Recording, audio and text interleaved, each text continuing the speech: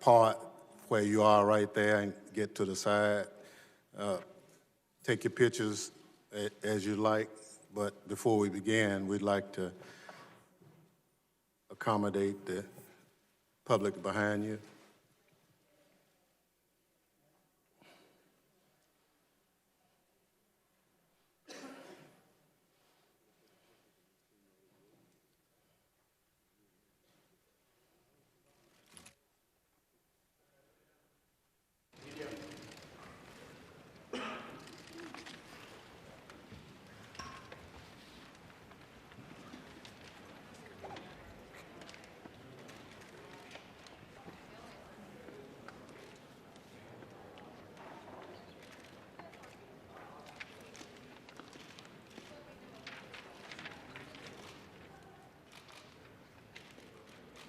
Okay, those press folk who are where you are, we're going to ask that you get to the side.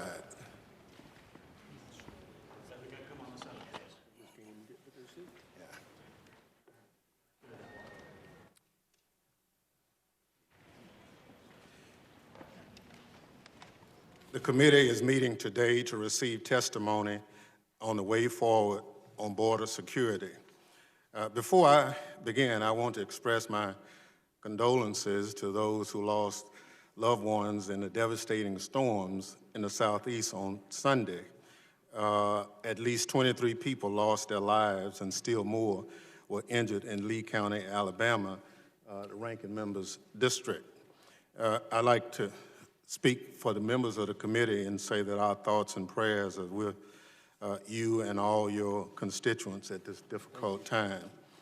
In addition, I'd like to express our sympathies to Congressman Katko in the loss of his father last week.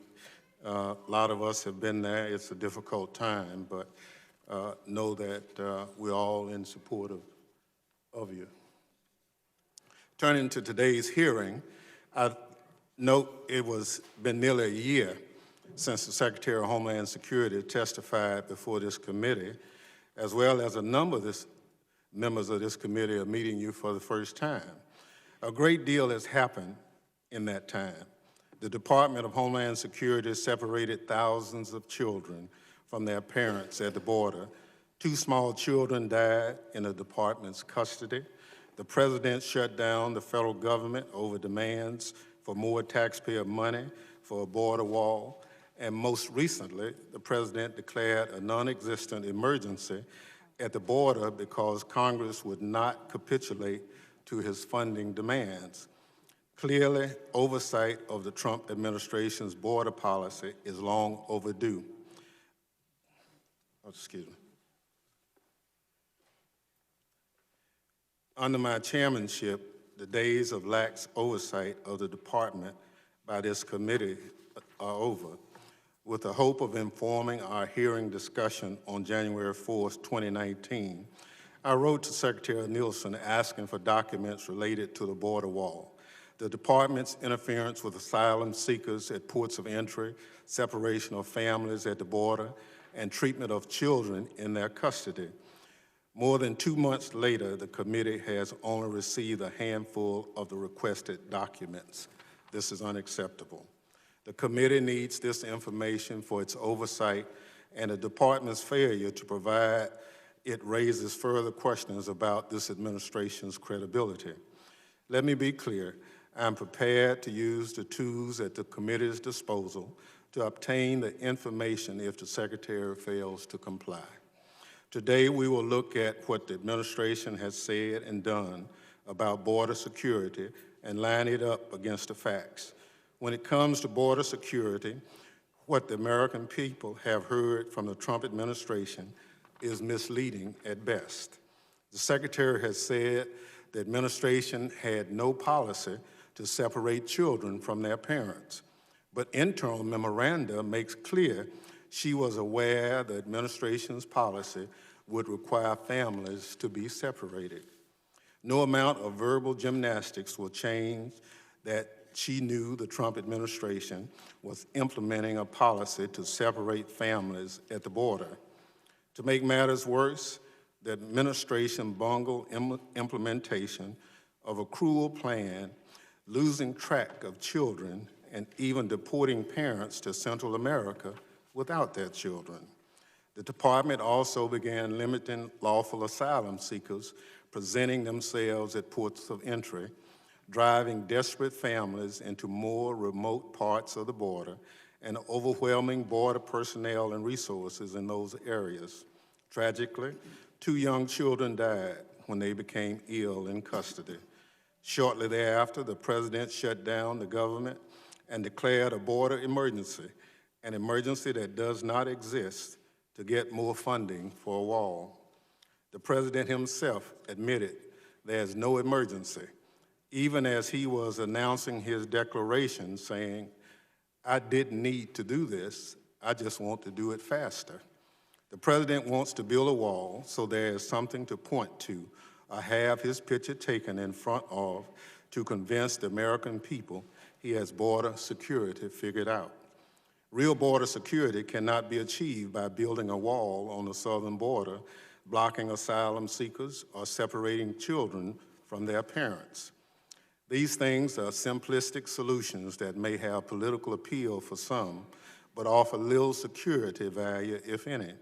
Indeed, focusing on the southern border to the exclusion of threats elsewhere undermines Homeland Security. Today, the Secretary can choose whether to be complicit in this administration's misinformation campaign, or she can correct the record and start a serious discussion about the way forward on border security. For the sake of our country, I urge her to choose the latter. The chair now recognizes the ranking member of the full committee, the gentleman from Alabama, Mr. Rogers, for an opening statement.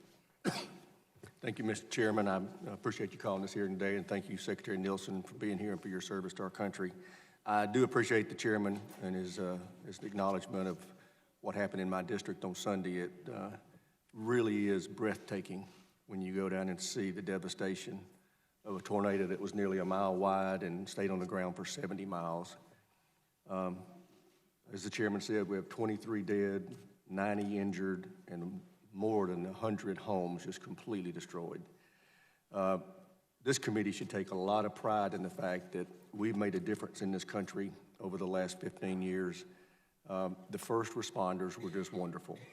Our local first responders, many of whom have gotten training through federal money, were flawless, worked their hearts out.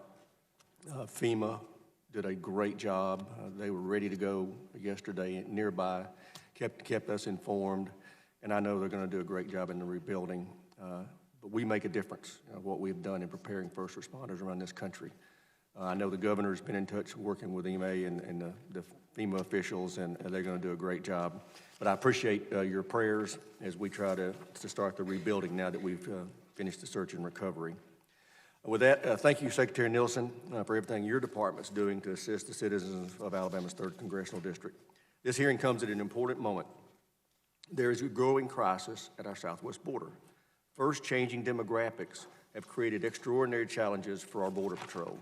In the past, most illegal border crossers were young Mexican men, and our laws allowed us to swiftly return them back to Mexico.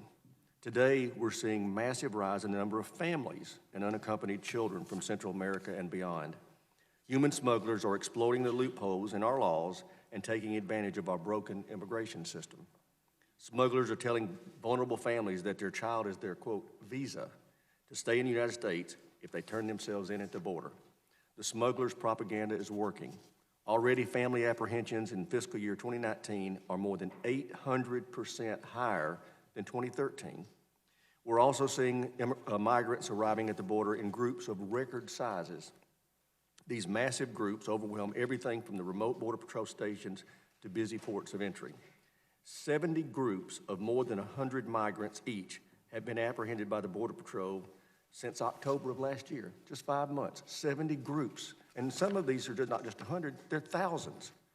And if you're curious, 2 years ago, we only had 2 groups of more than 100 people. That's happened in a short amount of time. Migrants arriving at our border have had a long and arduous journey. The smugglers and traffickers that advertise a ticket in the United States don't care about their victims' well-being. They only care about making money. They lead these migrants into dangerous conditions without a second thought. As a result, Border Patrol projects projects a 158% increase in migrants needing medical treatment for when they crossed the border from last year. These changing migrant flows place men and women of CBP and Border Patrol in a perilous situation.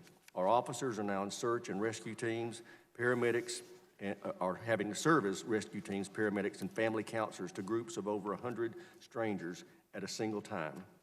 Gangs and drug cartels are taking advantage of our porous border to bring hundreds of thousands of pounds of drugs into our country. In fiscal year 2018, CBP seized 895,000 pounds of drugs at the border. That includes approximately 2,100 pounds of fentanyl. To put that in perspective, just 2 milligrams of fentanyl are a fatal dose to a person according to the DEA. 2,135 pounds of fentanyl represents a lethal dose for 484 million people, more than the entire population of our country. That equals, if that isn't an emergency, I don't know what is. And contrary to what some say, CBP actually seizes more pounds of drugs between ports of entry than at ports of entry. Since FY 2012, CBP has seized more than 11 million pounds of drugs between ports of entry compared to only 4 million pounds at ports of entry. Mr. Chairman, we have to stop the flow of illegal immigrants and community-destroying drugs across our southwest border. We must put an end to the transnational gangs that profit off these illegal enterprises and bring crime to American streets. The only way to do that is to secure the border. And we need an all-of-the-above approach to border security that includes manpower, 21st century technology, and barriers. With this approach, we will deter human trafficking, human smugglers, and others from crossing hundreds of miles of open desert with innocent children and putting those children in grave danger. Fewer drugs will make it into the United States, saving lives and making our community safer. We know an all-of-the-above approach works.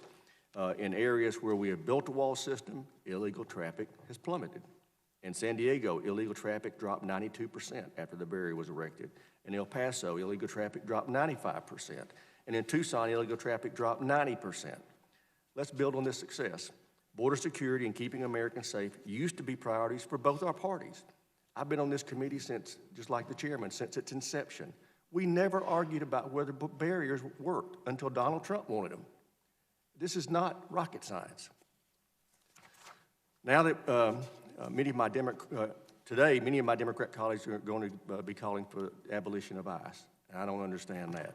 Rather than use this hearing to score political points, I encourage my colleagues to take this opportunity to hear from the Secretary herself about the challenges at our border and what the committee can do to address the changing dynamics as I've just described. I welcome the Secretary's testimony and the excellent work she's been doing for our committee, and I thank the Chairman for the time and yield back. Thank you very much. Other members of the committee are reminded that under the committee rules, opening statements may be submitted for the record.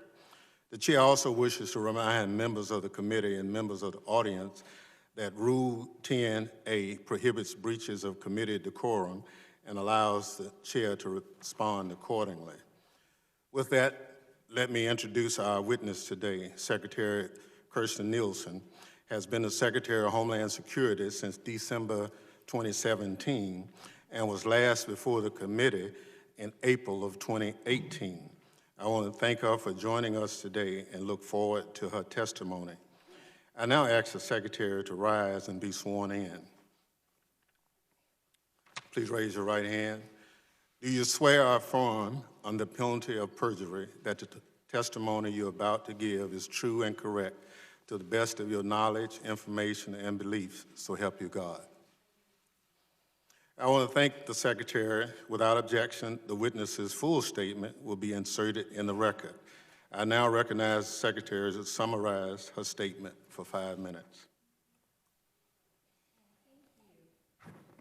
Chairman Thompson, Ranking Member Rogers, and distinguished members of the committee, it is my honor to appear before you today. Before I begin, I want to note that our department has many missions. Our people work tirelessly every day, around the clock, to strengthen the safety and security of the American people against terrorists, transnational criminal organizations, hackers, rogue nation states, natural disasters, and more. I want to applaud them always for their extraordinary vigilance in protecting us all from persistent and emerging threats. But today I want to focus on one core mission in particular, our duty to secure our borders. This is one of the highest priorities of our president, this administration, and my department. Indeed, it is among the most fundamental responsibilities of any sovereign nation. I want to start by stressing that our country remains a beacon of hope, freedom, and opportunity to the world. We welcome more immigrants, temporary workers, and foreign travelers every year than any other nation on earth. Each year, more than 1 million people become lawful permanent residents of the United States. Legal immigration has been a bedrock of this country. We want to strengthen legal immigration and welcome more individuals through a merit-based system that enhances our economic vitality and the vibrancy of our diverse nation. We also will continue to uphold our humanitarian ideals, but illegal immigration is simply spiraling out of control and threatening public safety and national security. We face a crisis, a real, serious, and sustained crisis at our borders. We have tens of thousands of illegal aliens arriving at our doorstep every month. We have drugs, criminals, and violence spilling into our country every week. And we have smugglers and traffickers profiting from human misery every single day by exploiting people who are seeking a better life, deceiving them about our laws, and fueling everything from sexual slavery to child exploitation to the smuggling of illicit goods. Make no mistake, this chain of human misery is getting worse. Yesterday, we announced that the numbers of apprehension at our southern border have spiked again, substantially. Since late last year, we have been seeing 50 to 60,000 migrants arrive at our southern border each month. But in February, we saw a 30% jump over the previous month, with agents apprehending or encountering nearly 75,000 aliens. This is an 80% increase over the same time last year. And I can report today that CBP is forecasting the problem will get even worse this spring as the weather warms up.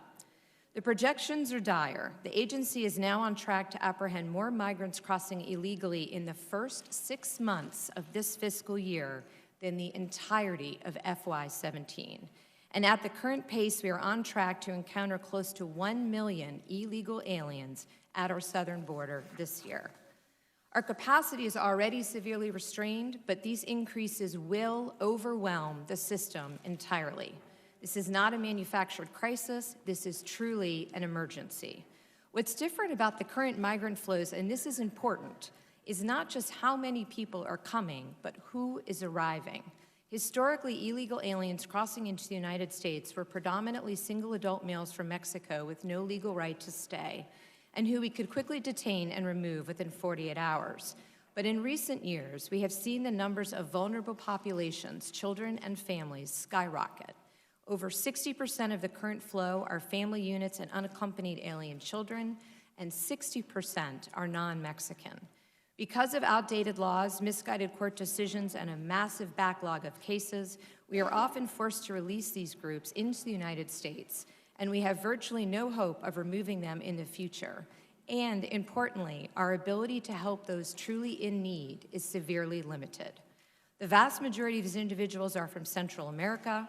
While many of them initially claim asylum and are led into the United States, only 1 in 10 are ultimately granted asylum by an immigration judge. Unfortunately, when it comes time to remove the other 90%, they have often disappeared into the interior of our country. Smugglers and traffickers have caught on, realizing that the outdated laws, lack of resources, and bad court decisions effectively give them a free ticket into America. Information about the weaknesses in our system have spread quickly in Central America. In fact, they are advertised. And our booming economy under President Trump has made the dangerous journey even more attractive to migrants.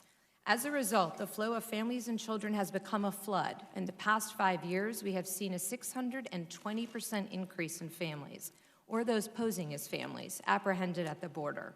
This last fiscal year was the highest on record. And of great concern to me is that the children are being used as pawns to get into our country. We have encountered recycling rings where innocent young people are used multiple times to help aliens gain illegal entry. As a nation, we simply cannot stand for this. We must fix the system. Today's migrant flows have created a humanitarian catastrophe.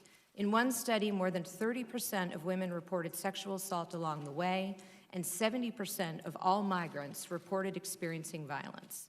Smugglers and traffickers are forcing migrants into inhumane conditions, demanding extraordinary sums of money and putting their lives in danger. And vulnerable populations, especially children, are coming into DHS sicker than ever before. This is also a public safety and national security crisis. TCOs are using the situation to line their pockets, fueling a rise in other illegal activity and the spread of violent crime into our country. Gang members are smuggling new recruits into the United States, with CBP recording a 50% spike over the last fiscal year of the number of gang members apprehended at the southern border alone. And DHS personnel are grappling daily with the movement of drugs, illicit goods, and unknown threat actors coming across the borders. So what are we doing about this? At the President's direction, we are confronting it head-on in many ways. Let me try to quickly summarize. We've championed a border wall system, which includes infrastructure, technology, and additional personnel. We've implemented virtually every measure within our authority to end catch and release, to keep aliens with no legal right to stay from being released into our country. We've worked with the Pentagon to deploy troops to the southern border, which has helped us achieve tens of thousands of apprehensions and turnbacks of illegal aliens. We've dramatically increased referrals for prosecutions of single adults illegally crossing the border from 12% at the start of the administration to nearly 50% today. We have worked tirelessly with the Northern Triangle countries. I myself can attest to the many trips that I've made and the conversations and negotiations I've had to deal with the root causes of migration and to address the challenges at the source. I talk to my counterparts in Central America almost weekly. I travel down there regularly, and this month I'm happy to report that we expect to sign a historic regional compact, the first ever, with those countries to counter irregular migration, human smuggling, trafficking, and the formation of caravans. This is something I've been pursuing for years, and it will have a real effect on this crisis. We've stepped up efforts to protect women and children from being abused, kidnapped, sexually assaulted, and exploited upon the dangerous journey, and we're doing more to dismantle TCOs, including through concerted interagency action and deeper foreign partnerships.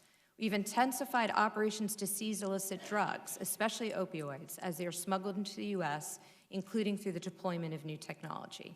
We're putting in place important measures to reduce asylum fraud so we can better help those who are truly fleeing persecution. This includes having certain individuals wait in Mexico until their claims are processed and where they are afforded humanitarian protection to ensure that the flow is safe and orderly. But it's simply still not enough.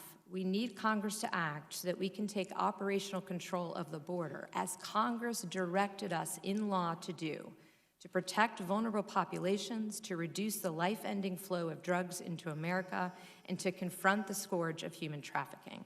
Without congressional action, America's borders will never be secure. Until we deal with the outdated laws that contribute to this problem, the situation will only get worse. Simply put, the laws are not keeping up with the migrant flows. The gaps in the system are obvious.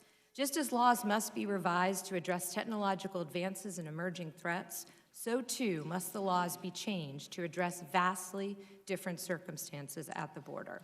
If migrants arrive with children, we can only detain them for days, and then we have to release them. Even when they have no legal right to stay, we cannot keep them together as a family. Please summarize your statement. Please. So what do we need? We need Congress to change the law to promote family unity, to ensure the safe and prompt return of UACs back to their home countries, and to close loopholes that allow dangerous criminals to get released into our communities. I'm happy to, in response to questions, talk more about our activities with the Northern Triangle, but I would just like to conclude my remarks by asking for Congress to work with me. I'm happy to meet with anyone that has a suggested solution. No rational person would design an immigration system like we have today. It's dangerous for Americans, it's dangerous for migrants, it undermines our nation's values, and it fails to uphold our fundamental obligations to the American people. Although we may disagree on solutions, I hope there can be a consensus that the current system isn't working and that this is an emergency we must address together. I look forward to your questions. Thank you, Chairman. Thank you very much. We allowed you to go over because some people need to hear you for the first time. I greatly appreciate that, sir. So, and thank you. As I said in my opening statements, Madam Secretary, we've sent requests for a number of information to you, and we've not gotten the information back. Can you commit to this committee to get that information back? Apologies. Yes, sir. And it's in detail. It's not where it needs to be. So I want to encourage you there. Asylum seekers. A lot of us have had an opportunity to talk to a number of people involved. Can you tell the committee why asylum seekers are being turned around contrary to law? Sir, all asylum seekers have the opportunity to present their case. We're not turning anybody around. What we are doing is exercising statutory authority that enables us to, in conjunction with Mexico, to return to Mexico migrants who have arrived from that country to await their processing. This is to assure a safe and orderly flow and to ensure that their humanitarian rights are protected. So your testimony is that, to your knowledge, no one presents themselves for asylum and is not presented their rights as to what they have to do. Our policy and processes when we encounter, as you know, an alien is we do provide them with information on their legal rights, their ability to access counsel.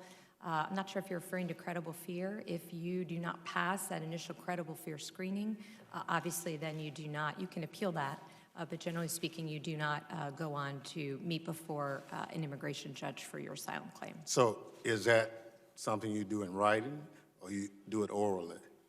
Both. They are presented with information in writing, and then we also, of course, advise them orally. Can you present this committee with the written direction that asylum seekers receive from your department when they present themselves? Yes. The other situation is the president made a comment that he really didn't need to do the emergency declaration. He just wanted to do it faster. Do you have any information for the committee as to what he was talking about? My conversations, of course, with the president, generally speaking, are protected under privilege. But what I would say is his explanation in general and public has been that he hoped Congress would act, that it didn't have to come to issuing an emergency declaration if Congress had met his request to fund the resources that CBP has requested. To your knowledge, are you aware of family members who've been separated from their children and deported back to a country without their children? Yes, sir. Can you provide this committee with a list of those individuals? I'm happy to do that with the one caveat that, as you know, that's part of ongoing litigation in Miss L, and as long as there's no privacy concerns from the court, of course, we're happy to provide that. A lot of the information is in the Miss L court with respect to each migrant. I would also just note that, consistent with longstanding practice in the law, before we deport any alien after they have gone through the process and receive a final order of removal, we do ask them if they would like to take their children with them. At that same time, their consulate or embassy, for purposes of issuing them travel papers, also asks them, would you like to be removed with your children as you're removed? As part of Miss L, the judge also asked us to go back and ask the parents again in conjunction with the ACLU, which we did. So there was no parent who has been deported, to my knowledge, without multiple opportunities to take their children with them. So is this with counsel present? I'm sorry? Is this with their attorney present? I can't speak to every case with that, sir. So They what's have the right to a counsel, as you know, but the United States government does not pay for that pursuant to the law. So explain how one would acquire counsel if they don't know it. We give them lists of available resources, legal resources in the area. We work closely with the NGOs to ensure that they understand the options for that. And then certainly when they work with the consulates and embassies as part of that removal process to receive the travel authorization, the embassies and consulates also provide them with information and ability to access counsel. Some of us have had an opportunity to see some of the enhanced barriers being placed on ports of entry.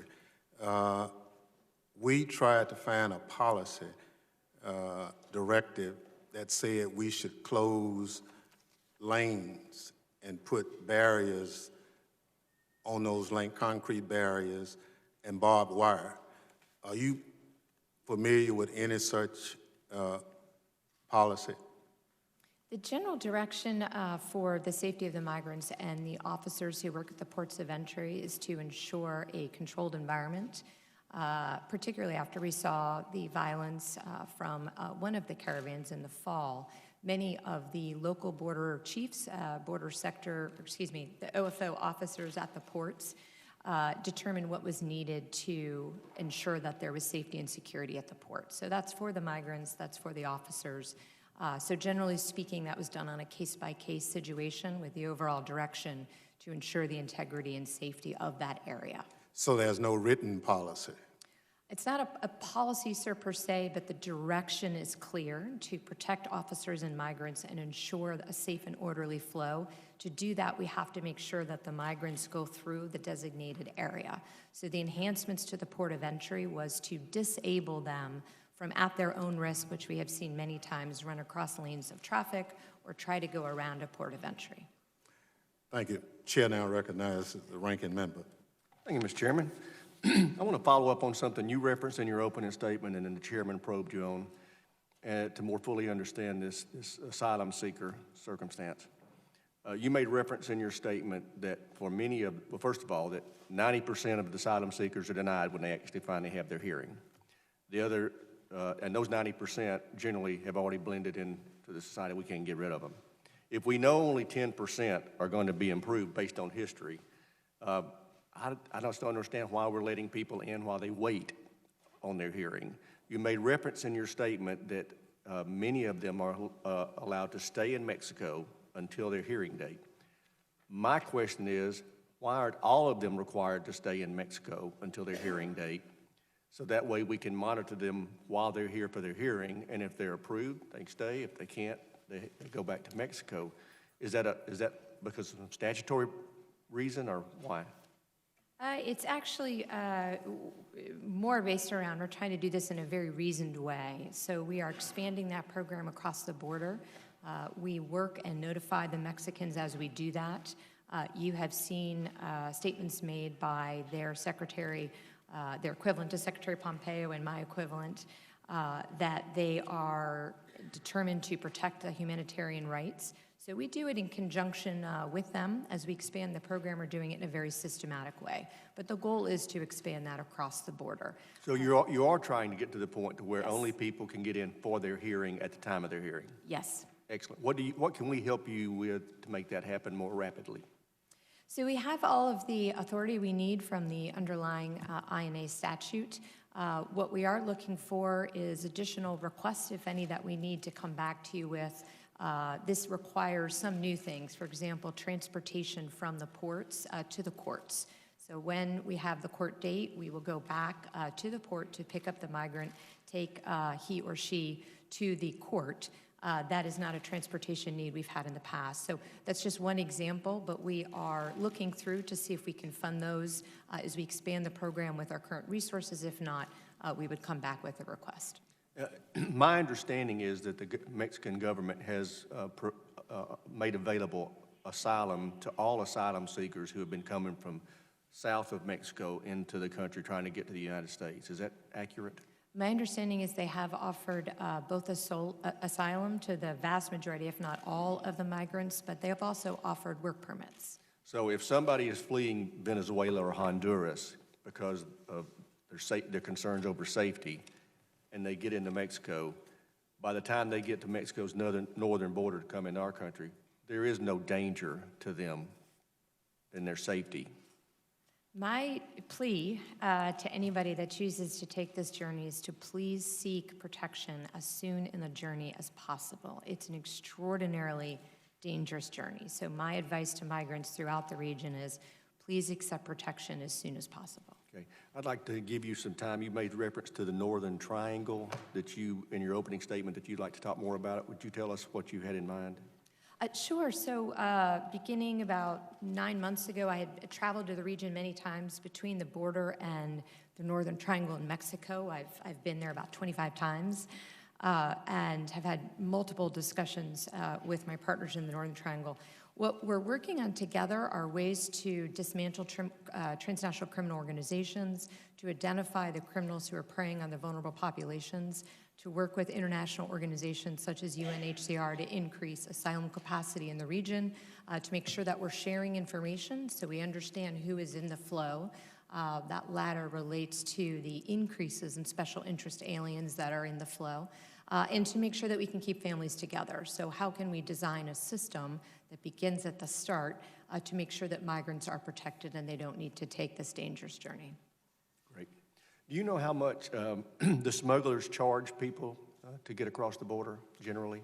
So it varies. Our estimates, and then most recently as last week, what we heard from Mexican counterparts is about $6,000 a migrant.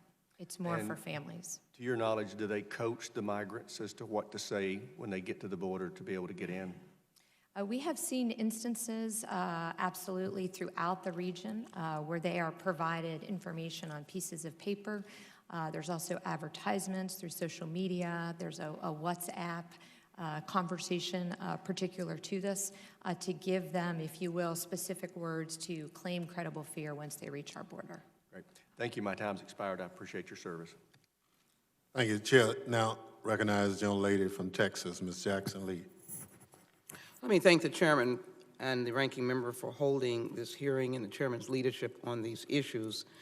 Madam Secretary, let me thank you for your service. Over the past couple of months, I'm very proud of the members of this committee, particularly my colleagues on the Democratic side who almost everyone have been to the border because of their desire to be proficient and efficient on making the right decisions. And so my knowledge of this committee has been that every single Secretary of Homeland Security I've had a terrific working relationship with, regardless of the presidential politics or party, because our commitment here is to secure the nation. I believe if a horrific tragedy happens again, it is this committee and that in the Senate that will be looked to by the American people to devise the right approach. Do you believe that you, as Secretary of Homeland Security, have the independence of the White House to make the right decisions?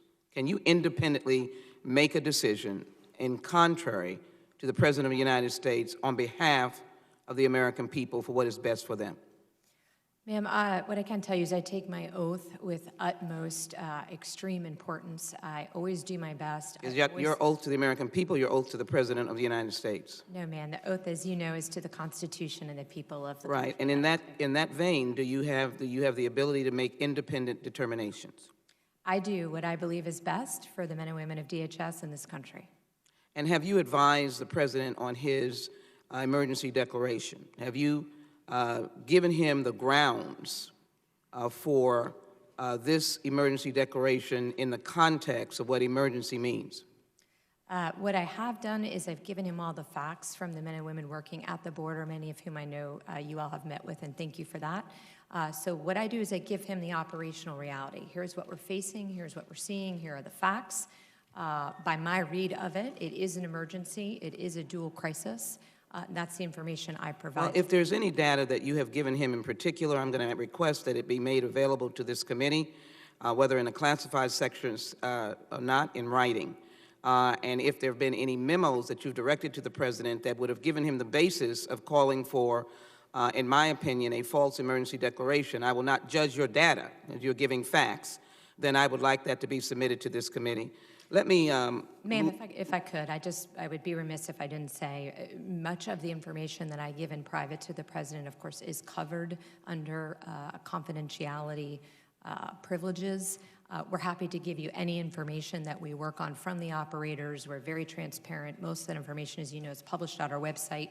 Happy to give you that, but I would not be able to speak to any particular conversation I had with the president. Well, I will not dwell on that. I will leave this to the chairman of the full committee on the question of confidentiality. I think members of Congress are due classified information, and there's a question of confidentiality or privilege. I'm not sure what you're exerting here, but I would offer that. It's not mine to exert or Right. waive. So I would say that I would want the material that you had provided to the President of the United States to make his decision.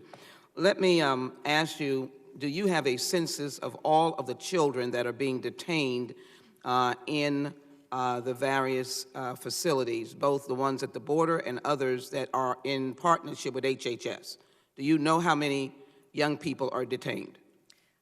Yes, ma'am. I don't have that number in front of me. We have all of the numbers. Would you provide that for me? Yes. The next question is, what is the pathway of reuniting those children detained? My number is about 12,000 plus. What is the pathway for reuniting those children presently existing in detention centers who have been there for 1 year, 2 years, 3 years plus? The best data that we have is the data that's been approved from the Miss L case, and I believe you all have access to that. I don't want to take up time unless you'd like me to in reading it, but it walks through how many children remain in the But custody. can you give me a number for the record?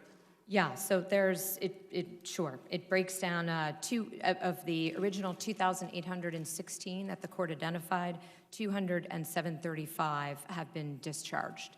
Right. But I'm asking you for those that are in the partnership between Homeland Security and HHS. You have centers around the nation, some run by Southwest Keys, upwards of 12,000 children. Have you tried to reunite them with some guardian or family member? Yes, so HHS, as you know, under TVPRA, is required to find a sponsor for the child. That's what they do, so that is part of That is a program that I designed, and I believe that it should be in cooperation, and I'm going to ask you on the record, not to give the answer now, but I need to know the numbers and how many are being reunited, because ICE is represented that they are stopping those families from being reunited. ICE is not stopping families from being represented. There are three... Reunited. Reunited. There are three instances in longstanding practice which CBP, not ICE, encounters a family unit presenting as a family unit where separation may be necessary. The first one is if the adult accompanying that child is not a parent or legal guardian. The second, if there is a risk to the child. And the third is if the parent otherwise needs to go to a custodial prosecutorial setting. Longstanding process. The numbers are not high, happy to provide them with you, but that is what CBP does at the border for the protection of the child. Mr. Chairman, thank you. I'll have questions for the record. Thank you. And the answers have not been given. Thank you so very much. Thank you very much. Chair recognizes the gentleman from New York, Mr. King. Thank you, Mr. Chairman. Secretary, thank you for your service, and I appreciate you being here today. I'd like to focus, if I could, on unaccompanied minors, specifically involving MS-13. My district, unfortunately, is probably the epicenter of MS-13. We had a series of 25 murders within 18 months from the fall of 2015 to the spring of 2017. I think almost all the victims were immigrants, documented and undocumented. So it was a slaughter within the immigrant community. What we found was that many of those murders were carried out by unaccompanied minors. I think in the most recent series of indictments, of the 11 indicted for murders, 7 of them had come across as unaccompanied minors. And let me commend your department and others. Since April of 2017, there have been no murders. There were 25 in the previous 18 months, none in Suffolk County since then, and I commend you for that. HSI has done an outstanding job. FBI, Justice Department are working in conjunction with the Suffolk and Nassau County Police, so I thank you for that. But what was found at the time was that these minors coming across, a number of them were actually sent by MS-13, or if they weren't sent by MS-13, the families that volunteered to take them in from HHS were either supporters of MS-13 or had relatives back in Central America whose lives are being threatened if they did not take them in. And then they went into the schools, and in certain schools, there are actually areas of the school that were taken over by MS-13 young people. And again, as I said, a series of those, a large number of those murders were carried out by MS-13. What the police said at the time was they were concerned that there was no vetting when these unaccompanied minors, I know they get turned over to HHS, so this is maybe more of an HHS issue than yours, But again, as to whether or not they had any MS-13 connections, nor was there any vetting of the families who were volunteering to take them, nor were the local police notified when these unaccompanied minors were coming into these school districts. And the school district had no choice but to take them. So I ask you now, is there increased vetting as to knowing whether or not these unaccompanied minors have any MS-13 connections, whether or not the families volunteering to take them have MS-13 connections, and are local law enforcement notified when these unaccompanied minors come into their districts? Thank you. Let me take them bite sizes. We do now do background checks. One of the things I was very concerned about when I came in as secretary is that we were not doing enough to protect children, to ensure that the adult coming to pick them up out of HHS care did not pose them a threat. And certainly one of the threats that could be posed would be if that adult was part of MS-13. We now do background checks. HHS uses the information on that background check to determine the suitability of the sponsor before they release the child.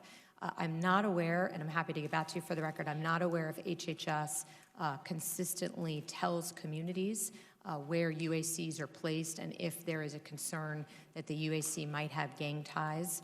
I'm not aware of that, but I'm happy to get you that information from HHS.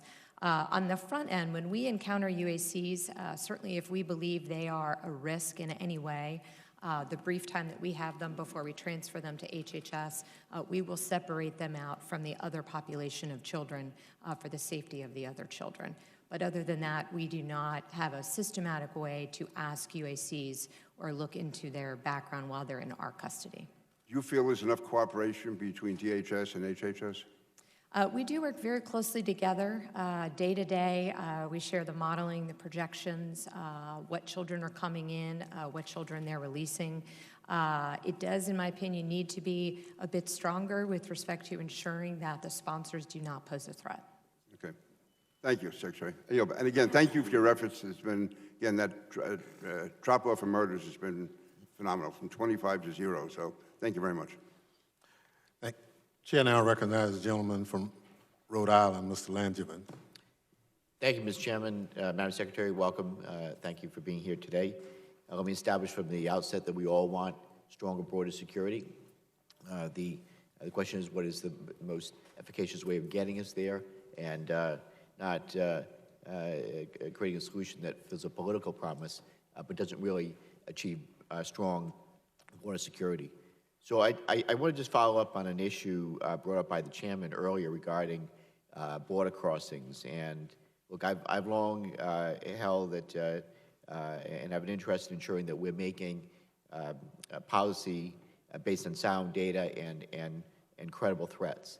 So it is my understanding, and you've testified some of this morning, that your department keeps accurate statistics of the number of apprehensions at the border. Is that correct? Apologies, yes. And these statistics are compiled annually by U.S. Customs and Border Protection and published publicly on its website. That's correct? Yes, we actually compile them monthly and publish them, but yes.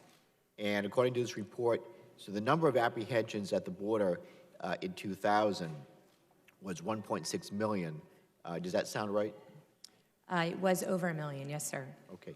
And these statistics show that in 2018, the number of apprehensions had fallen to just under 400,000. That's a drop of 75%. Is that right? Yes, sounds about right.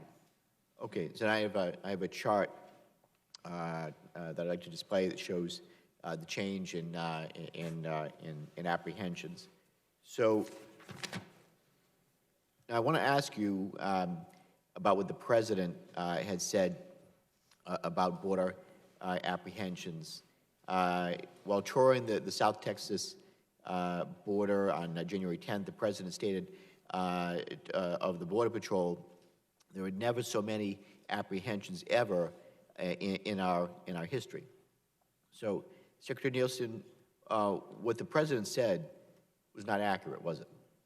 I apologize, I don't know the full context of that. What I can tell you is we have encountered more family units per month than ever in history. No, I just want to know, what the president said, is it accurate or not? I just don't know the context of his statement, sir. If he was talking about family units in a particular sector, No, I'm talking about the number. We went from 1.6 million in 2000 apprehensions and 400,000 in 2018.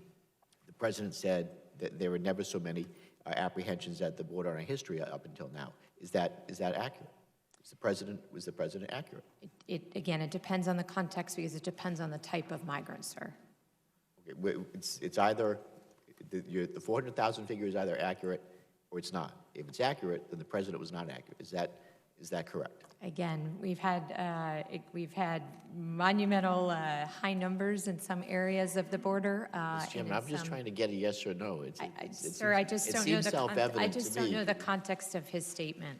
Okay. So I'm trying to give you my most accurate testimony. What I can tell you is that in some places, we have had record months of families. In some areas, we have had record numbers of apprehensions. Okay, well, The gentleman, yeah, I think he's asking for the total number, not a selected category. The total number, we are on track for this year for 900,000 apprehensions at the border. But that wasn't the question. Okay.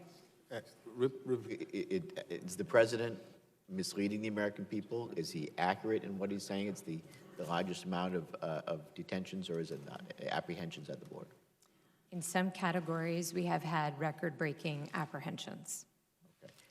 Well, the president's claim in the way I read it is misled the American people.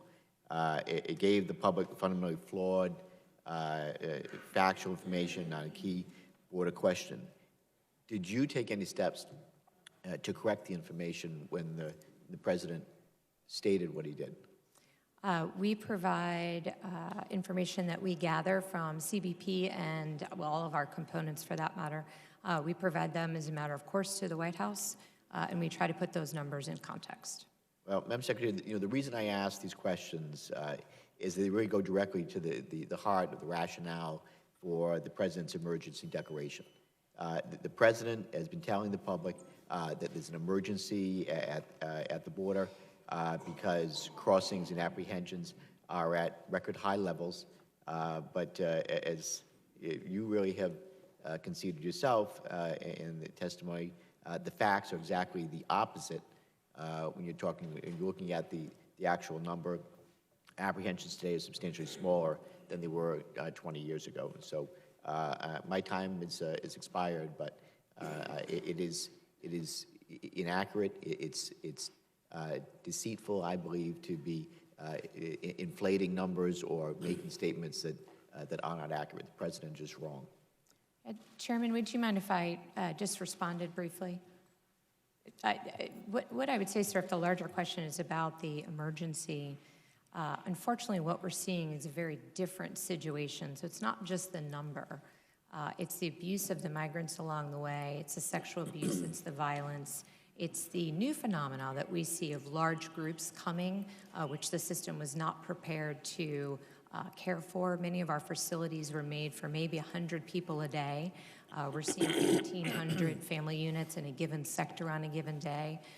So when you put all of the facts together, the problem is not just the vastly increasing numbers, and again, we jumped another 30% from last month, but it's the type of migrant that our system is not set up to protect. Originally, it was single adults from Mexico. Now it's mostly Central Americans, and the vast majority are vulnerable populations, which are families and children. All of that together is a crisis because the system is not built for that type of flow. Well, Mr. Landsman, we'll follow up with some more direct information on that. And I would ask the Secretary if yes or no would be very helpful in some of the questions that you asked. And I think that's what Mr. Landsman was really trying to get to, not anything else. Chair recognizes the gentleman from Texas, Mr. McCall. Thank you, Mr. Chairman, and Madam Secretary, welcome to this committee. I've been following the border probably longer than I care to. Back when I was U.S. Attorney, Western District of Texas, to 15 years on this committee, chairman of this committee. Hard to get a good solution But I can tell you, at least as I see it, and I just want to get your understanding, that the threat has changed. It used to be in the old days we had predominantly males crossing for work. Now we have more family units than ever crossing because the coyotes understand the legal loopholes that we talk about. And they now know how to exploit them. And they are. And they're making a heck of a lot of money off it in the process and putting children in harm's way up that dangerous journey as they go northbound. In fact, in February, I think the apprehensions were 76,000 immigrants that were apprehended at the border. Then you throw on the fentanyls, the meth labs, dangerous drugs coming into this kind of human sex trafficking. I think it is a crisis. I think the president's correct in saying it's an emergency and that we need dire action now. I'm disappointed we didn't pass the Goodlatte-McCall bill last November. I think it would have solved a lot of these problems. But there were about every Democrat voted against it and 20 Republicans voted against it. That was a historic opportunity. And here we are talking about this problem when we know that the laws are the magnet that draw them into the United States of America. And until Congress acts, and I look at you and I feel not sorry, but it's not your fault. It's Congress that's failed to act to solve this problem. And until Congress acts to solve the problem, we're going to continue to have this constant problem on our border. I think the president's doing everything he can in a creative way as well to get security down there that I think is very important. But I want to also talk about root causes. You talk about the Northern Triangle. You spend a lot of time down there. I'm going down with put my foreign affairs hat on. The chairman of the Foreign Affairs Committee and I are going down to Colombia, to Venezuela. You have 3 million migrants coming out of Venezuela into Colombia, and they're probably going to start heading up north. This is a humanitarian crisis at its worst. We're going down there, and we're also going to go to the Northern Triangle. Can you tell us the latest on the Central American Security Initiative and how we can stop these families from making, paying $6,000? You must be very desperate to say, here, Coyote, I'm going to give you $6,000 to take my child up north. Very desperate situation. What can we do to stop that desperation? I would just, in the time that I have, let me just give you a couple examples, and I can also refer back to a question that Congresswoman Jackson Lee asked me. The number of unaccompanied children is part of the humanitarian crisis. These are children whose parents decided to send them alone on a very, very dangerous journey at the hands of, most often, smugglers and coyotes or traffickers into the United States. What we hear from the Northern Triangle governments, they have said this publicly, I am sure that they will tell you when you visit them, is they want their children back. Our laws uniquely allow us to send Mexican children back home after they have gone through a process and do not have a legal right to stay. But under the law, we cannot send children from other countries back, except for Mexico and Canada. So the Northern Triangle governments have said to us, they will say to you, please send us our children back. We want them reunited with our families and communities here. We don't want the smugglers to be able to convince parents to send their children on this perilous journey where they are absolutely victims of violence and abused. As you know, sir, very unfortunately, because of the increase in violence at ICE, when we have families with children, we have to give every girl a pregnancy test over 10. This is not a safe journey. So I ask again that we change the law, we treat all children the same, and we afford them the opportunity to go back home if they have no legal right to be in the United States. The other part of this that I think we need to do is we need to find a way to be able to keep families together. Families need to be able to be kept together, go through the process. If they have a legal right to stay, we will welcome them here. If they don't have a legal right to stay, the most humanitarian thing to do is to remove them efficiently and effectively. Both of those changes we need from Congress. Thank you, Madam Secretary. I see my time has expired. Thank you very much. Chair now recognizes the gentlelady from New York, Ms. Rice. Thank you, Mr. Chairman. Madam Secretary, I just want to ask you to qualify a question that was asked before. Can you confirm that there has never been a parent deported under your tenure without finding out if they want their children to go with them? Simply yes or no. Can you confirm that? To the best of my knowledge, every parent was afforded that option. Okay. Secretary Nielsen, on June 17th of 2018, you tweeted, "We do not have a policy of separating families at the border, period." Then Attorney General Jeff Sessions announced the Justice Department's zero-tolerance policy to prosecute all individuals who cross the border outside of ports of entry, and he made that announcement on April 6th of 2018. In a memo to you dated April 23rd regarding the Justice Department's zero-tolerance policy, CBP Commissioner Kevin McAleenan, USCIS Director Francis Cisna, and then ICE Acting Director Thomas Homan stated DHS could also permissibly direct the separation of parents or legal guardians and minors held in immigration detention so that the parent or legal guardian can be prosecuted pursuant to these authorities. Did you read that memo, yes or no? Yes. Did you concur with this assessment made by your component agency leaders, yes or no? There were many assessments in there. I concurred with their recommendation on what to do to increase consequences for those crossing the border illegally. The piece that I just read, do you concur with that?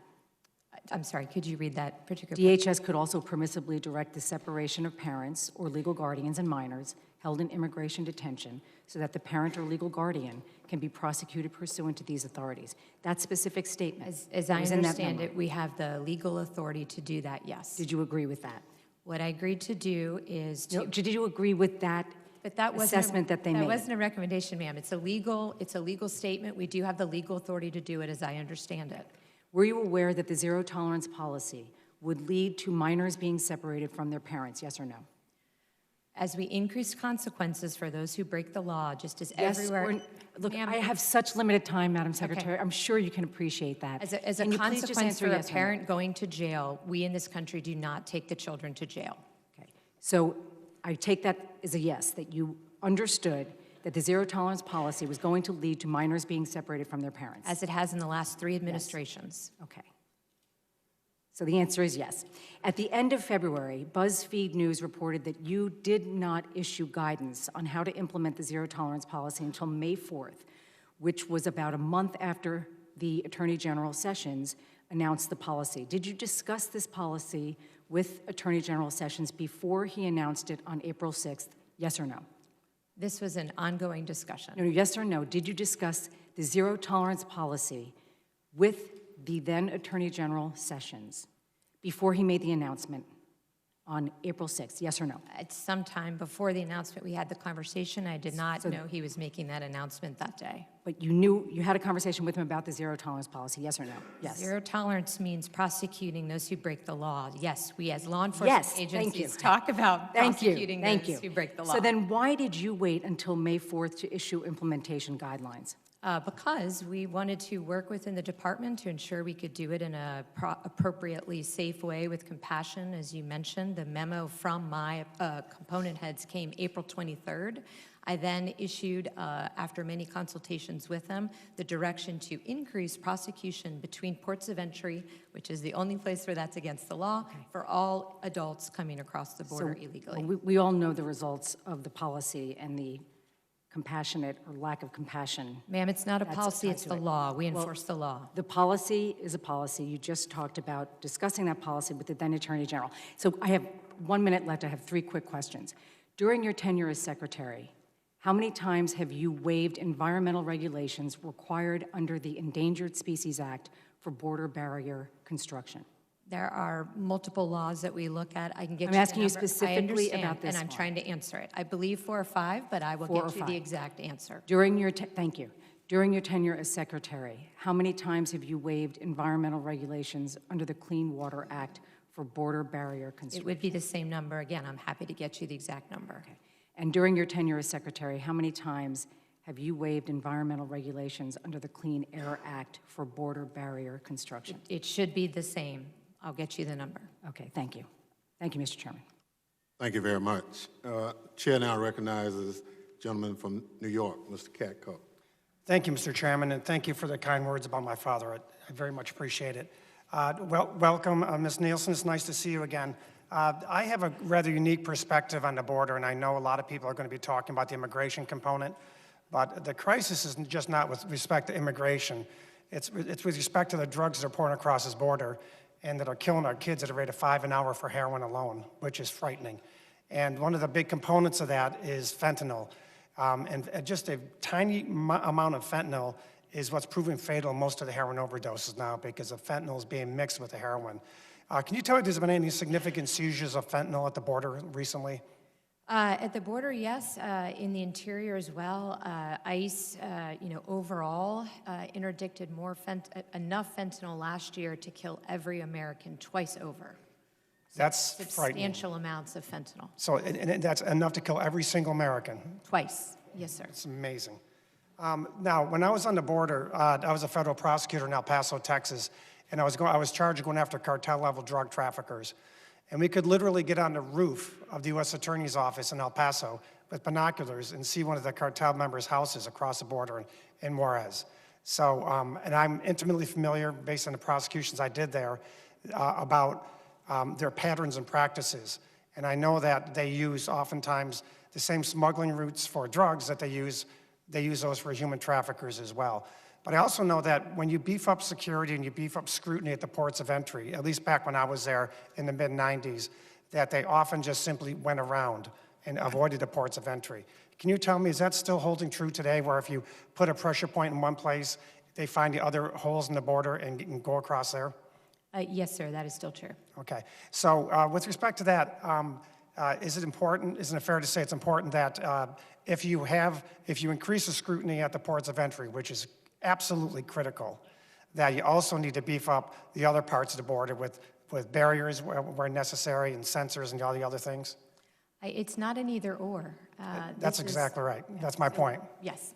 Okay. So I think it's incumbent when we have this discussion to understand that we all agree on both sides of the aisle that beefing up the ports of entry and the security and using the highest technologies we can there is critically important. I was always amazed at the ingenuity of the drug traffickers in secreting the drugs and humans in vehicles coming into the ports of entry. So we got to do that. But as soon as you do that, they're going to go out to the areas where the weak points are. Can you tell me where some of the weak points are now that need barriers? Sure, particularly in the Rio Grande Valley, which is one of the areas that we will focus on with the new border funding. El Paso is a particular area where we see increased flow, particularly with the number of families. It's well over 1,000% increase in families traveling through that particular area. And of course, when I say El Paso, I mean the sector. El Paso sector, I understand. Yes, sir, through the ports of entry. Those are the two main areas. As you know, we have a border security improvement plan that we provide, that we update each year, and we go in a risk-based way as to where those smuggling routes and violence are. Now, the barrier that's being contemplated, that's been a subject of much consternation over the last several months, it's not for the entire southern border, is it? No, sir. And how much are we really talking about? How many more additional miles of barrier are we talking about? At 700, a little more than 700. And is it fair to say that up until this administration, it's been a pretty bipartisan agreement that barriers are needed at certain points along the border? Yes, sir. Okay. I want to switch gears, if I may, just for a moment, with respect to cybersecurity, which I'm the ranking member of that subcommittee right now. There's a bill that we're going to be submitting next week that suggests and asks that a cybersecurity and infrastructure advisory committee be created, similar to what we did with TSA and the ASAC committee. Are you familiar at all with that bill, and do you think that an advisory committee is necessary? So we're happy to work with you on that. We do have a critical infrastructure advisory council already. But we have been looking into whether we need something that can focus more specifically on cyber because it is a unique expertise, as you well know. So we're happy to continue to have our staff work with you on technical assistance on that. Right, and it's fair to say that cybersecurity is probably one of the biggest threats to our country right now overall, and so the more we can have information flowing going back and forth between the stakeholders and Homeland Security, the better it's going to be. Yes, sir. I know it's not the particular topic today, but I will just say, as I have said before, the threat to cybersecurity is blinking red. It is absolutely one of, if not the highest threat that we faced in the homeland. Thank you, Ms. Nielsen. I'll yield back, Mr. Chairman. Thank you. Chair now recognizes the gentleman from California, Mr. Correa. Thank you, Mr. Chairman, and thank you for holding this most important hearing. And Secretary Nielsen, thank you very much for being here as well, ma'am. I just wanted to very quickly follow up with some of the comments made from my colleague, learned colleague from New York, Mr. Katko. Ma'am, would you say, as you continue to squeeze the southern border, are we going to look, there's so much money in drugs now. Yes, sir. You just came back from the Northern Triangle, and you know what's causing all kinds of problems is our U.S. dollars corrupting those systems in Central America.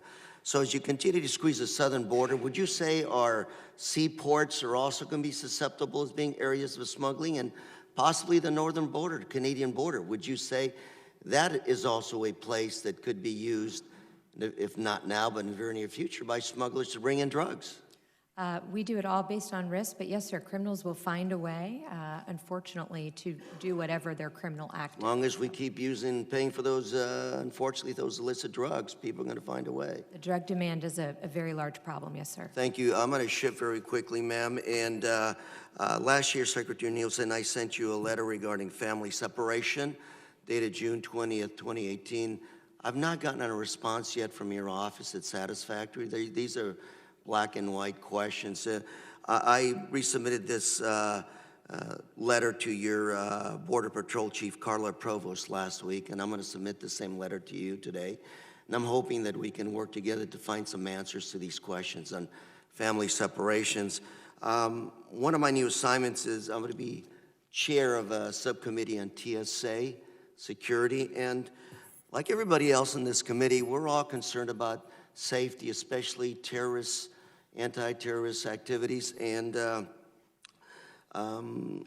you stated recently that to Congress in fiscal 2017, DHS prevented 3,700 known or suspected terrorists from coming into the U.S. I think most of these were being stopped at our airports. Is that correct? Yes, sir.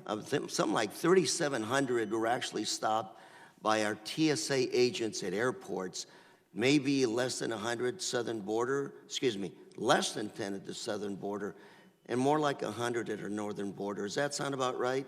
The majority were through the air environment. The only thing I would just add is many of them are actually identified by CBP as part of the vetting before they travel. So they're either stopped from traveling or, as you say, stopped by TSA or CBP once they arrive. So this is the work that you do in coordination with other nations around the world. Brazil, yes. I know Brazil's a very popular jump-off point to the U.S. in terms of possible suspected terrorists.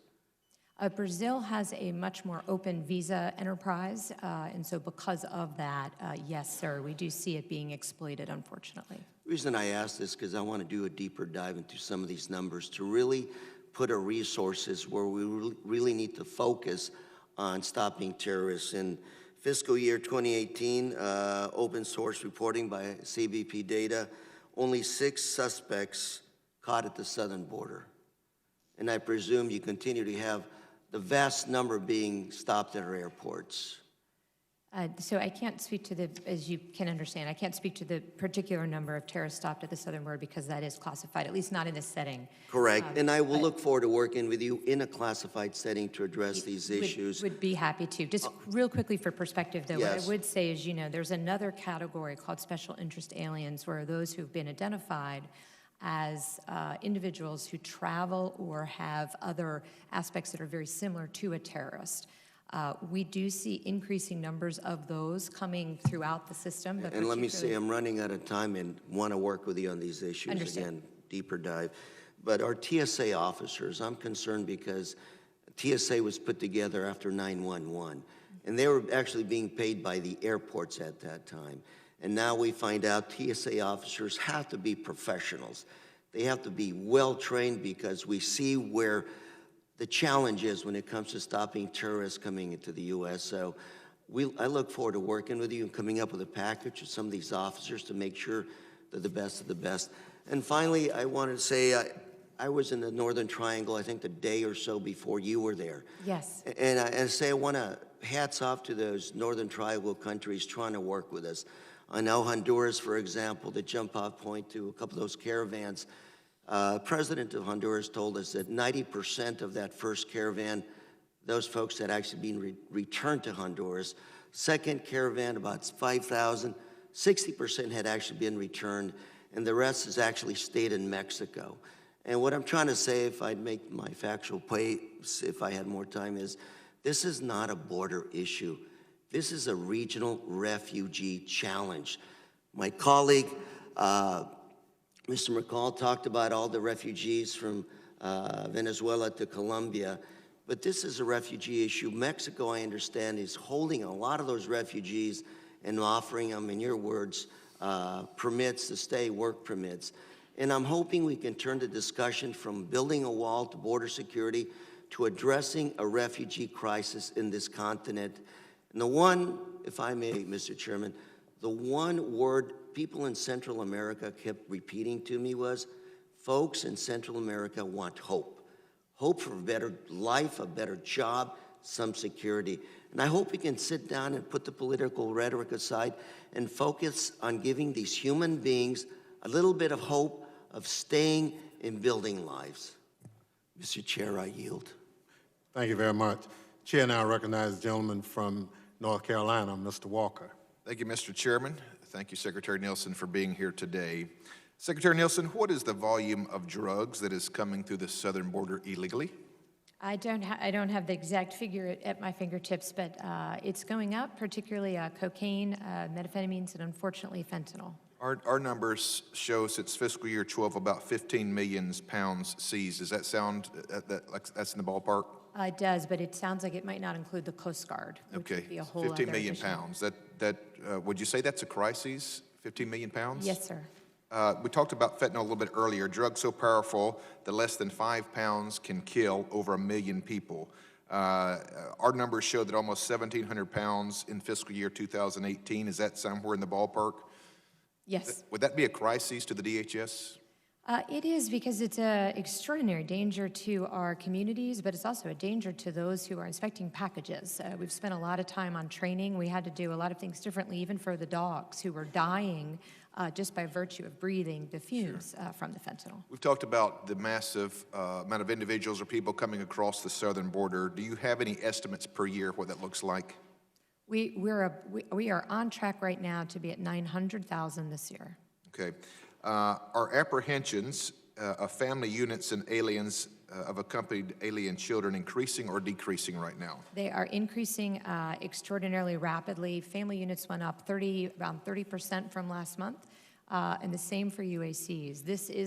Those are the two vulnerable populations that are dramatically increasing. Yeah, I think in the fiscal year 2018, the number was 107,000. Already, the first 4 months of fiscal year 2019, that starts in October, is 99,000. Now, have you had a chance to meet former DHS Secretary Jay Johnson? Yes. Okay. I wonder if he would also consider this a crisis, because since the previous administration, that number has increased 572%. My question, at what point does it become a crisis? Sir, if you ask the men and women of DHS, they would tell you when one migrant dies, when one person is not afforded the opportunity to efficiently claim asylum, they would tell you for a community that has been the victim of violence due to criminals that come in that flow, they would tell you it just takes one. It takes one terrorist, it takes one criminal to ruin a family's lives, and it takes one overdose to kill an American. Did you have any idea of the level of how difficult and dangerous the issue was just a few years ago before you took the position, or has this been something that's been sort of a knowledge that you've ascertained since you've been in the position of secretary? Before becoming secretary, did not have the opportunity to speak in detail to the men and women on the front lines, and no, I was not aware of how dangerous the situation it is. Do you think most Americans truly understand how dangerous this situation is? I do not, no. If most Americans had a chance to go to the border, would they consider this a crisis? Yes, sir, just by the pure numbers coming in and our inability of the system to properly take care of them. What kind of job do you say the men and women that work for Immigrations, Custom and Enforcement, ICE, what kind of job on the front lines are they doing? Extraordinary. They work every day, many times at risk of their own lives. Assaults on Border Patrol agents on Border Patrol officials continue to arise. They do it with compassion. They live in these communities. They enforce the law, but they want to make sure and continue to ask me, to ask Congress to change the law so that the system can be more humane. You know, we talk a lot about as far as people having input who actually are on the front lines doing the work. According to our numbers in 2017, we talk a lot about children, and we should. We should make sure that we restore as many children as we can. I did hear the 3 reasons of why that may be a problem. Sometimes prosecutorial, the guardian poses a risk, or there's another issue that you had to take a look at. But according to our numbers, there were 906 children that were rescued from exploitation just in 2017. Does that number match your numbers as well? Yes, sir. Human trafficking, child exploitation are something that we're working on. We're about to release the first ever DHS strategy to combat that. But yes, the numbers are going up. So all of these numbers continue to go up, whether it's the human trafficking, or whether it's the drug smuggling. The former colleague just talked about the more we squeeze the border. Well, evidently, the numbers continue to rise. So as we look at all these numbers, in summary, can you tell the American people that this is not a manufactured crisis, this is a legitimate national emergency? This is a legitimate national emergency. This is a twin crisis, and we can do better as a country. We have to have a system where we can protect vulnerable populations, we can secure our border, which is our sovereign responsibility, we can protect communities while facilitating legal trade and travel. Thank you, Mr. Chairman. Thank you. Chair now recognizes the young lady from New Mexico, Ms. Tara Small. Thank you, Mr. Chair. Secretary Nielsen, I am the only member on this committee that represents a southern border district. In fact, it includes 180 miles almost of that southern border, and a lot of it is remote, rugged terrain. We've seen in recent months that my district has experienced more migrant families showing up between ports of entry, and such as the Boot Heel of New Mexico. As we've learned through the tragedy of 2 migrant children deaths under CBP custody, most of the CBP facilities near these rural areas aren't equipped to process large groups of migrants. We have to ensure that our agents on the ground have the adequate resources and technology to effectively patrol these areas, keep our communities safe, and provide quality care to the migrants voluntarily presenting at our border. What changes in policies and procedures have you implemented to ensure that CBP can adequately adapt to the rise in people voluntarily presenting at the border and who are showing up at between ports of entry, specifically in these remote areas? So what we've done, I would take it a couple different ways. On the health screening, as you know, unfortunately, particularly because of those remote areas, many of the migrants, when they reach our border, are very sick. So I have worked with CDC, we've worked with HHS, we've worked with the local communities. I've spoken to your previous governor and your current governor about this exact issue. I've asked my bipartisan advisory council to look at this particular issue on families and children and what we can do better. We've increased our medical screening. We screen every child that comes into CBP care. ICE, as you know, if the migrants proceed on to ICE detention, do receive within 7 days a full medical checkup. So we focused a lot on the medical part. In terms of the ability to understand what migrants are coming through remote areas, we're working much more closely with Mexico to identify the flows so that we can have CBP there to rescue them as soon as possible. As you know, we rescued 4,300 in distress last year alone, many of them coming through remote areas where they're dehydrated, they're cold, they're otherwise sick, they haven't had adequate resources and food for quite some time. So we continue to look at all of the processes, but this is something that we are trying to do the best we can within the limited resources that we have. One of the issues that I didn't quite hear addressed there is transportation. And Yes. as you know, one of the children who died, part of the challenge was the transportation to a medical facility. So sometimes the hardest but most learned lessons come from past failures. What is the status of the investigation into the deaths of those 2 children, and when will you release the results of those? So as I understand the status of the investigation, right now it's with the medical examiner. So until the medical examiner in both cases releases their final findings, our Office of Professional Responsibility and our Investigator General cannot complete their report. I did ask this question recently. I have not been able to ascertain from the ME when that will be done, but as soon as that will be done, the other parts of the oversight will wrap up their investigations, and I'm sure they will provide, as appropriate, their findings. Do you have any sense of a timeline? I don't. I've asked, of course, that we do it as quickly as possible. There are some extenuating circumstances there. I think the ME is trying to look at information about the health of the child as they traveled along the journey.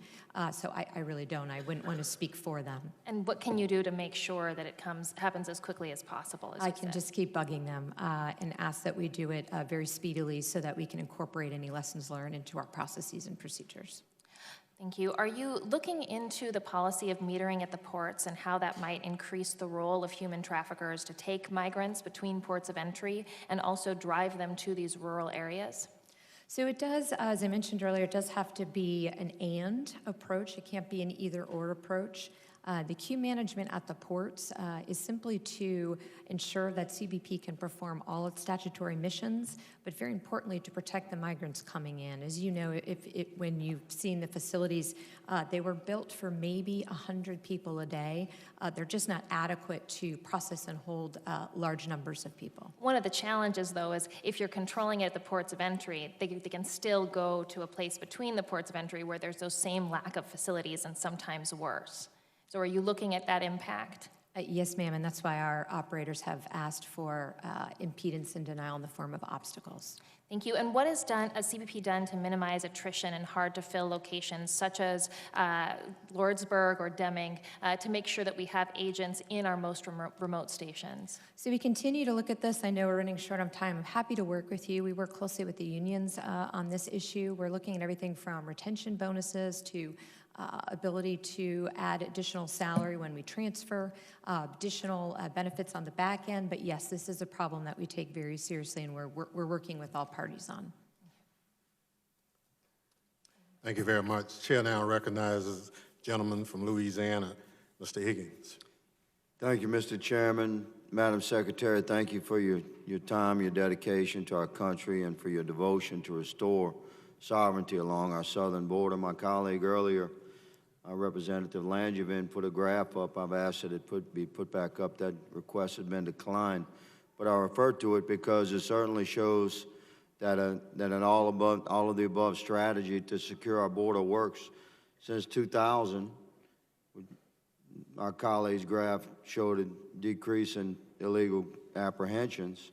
Since 2000, 19 years ago, we've built more than 650 miles of physical barriers along the border to help control illegal crossings. We've deployed sensor technology and increased Border Patrol staffing.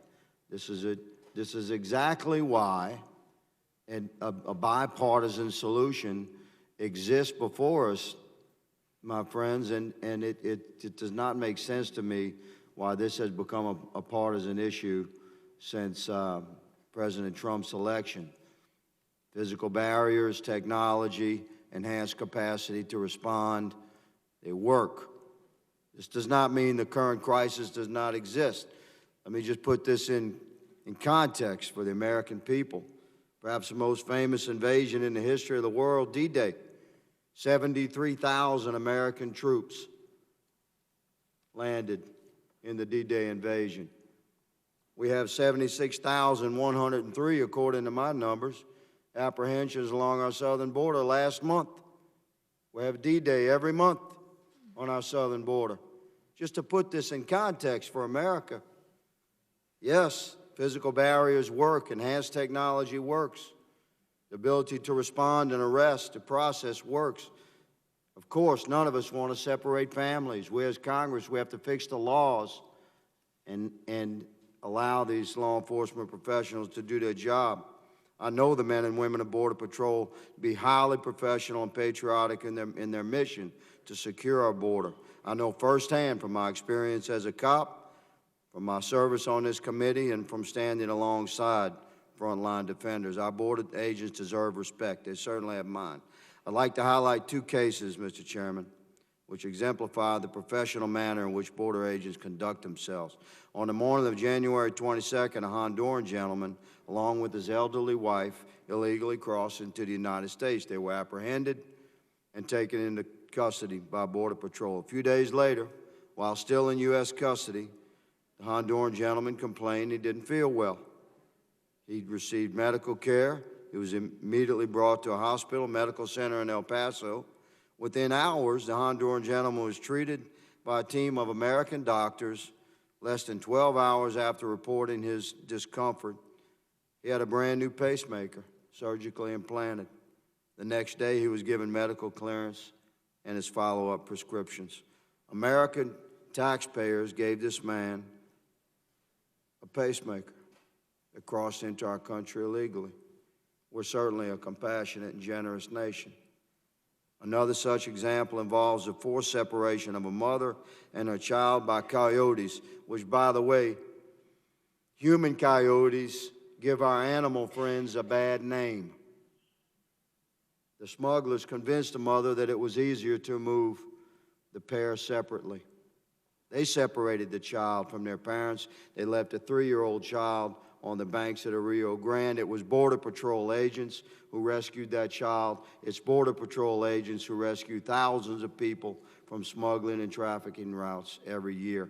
The southwest border is arduous terrain, difficult, inhospitable terrain.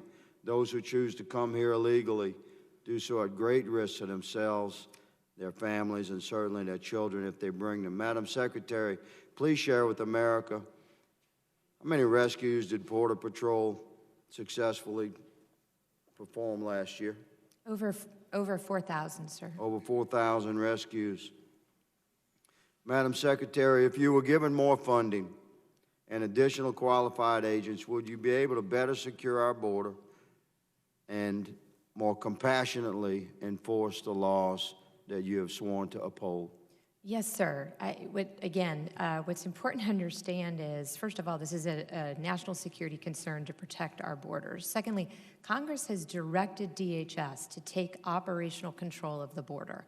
I cannot do that with these laws and with these resources. Thank you, So, Madam, yes, and I it's ask our for that. responsibility to change the laws where they need to be changed. I'm committed to work with my colleagues in a bipartisan manner, Mr. Chairman, to change the laws as necessary.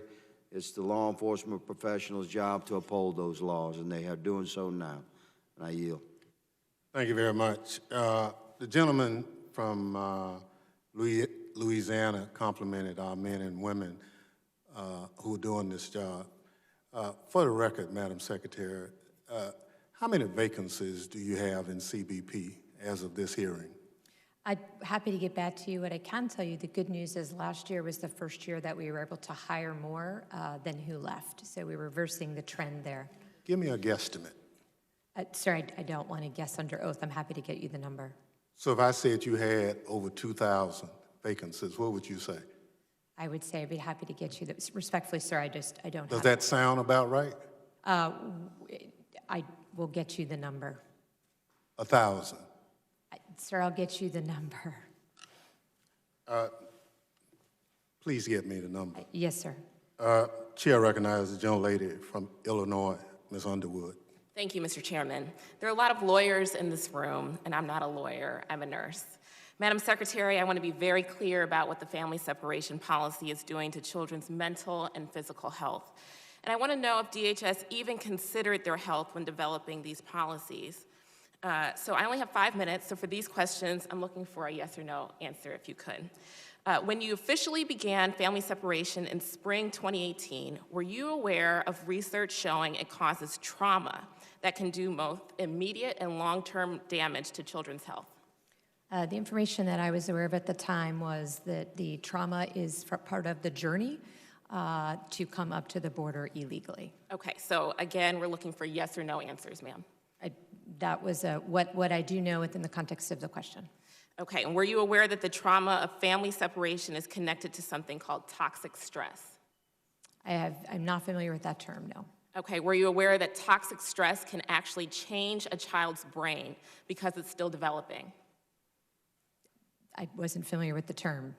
Okay, were you aware that the effects of these traumas are cumulative, that they get worse the longer the trauma goes on? Yes, sorry. I'd like to clarify because we're missing a bigger point here, but yes, ma'am, I'm sorry. Respectfully, Okay. let me answer your questions. Were you aware that the traumatic effects don't go away even if a child is reunited with their family? I understand that they are, no.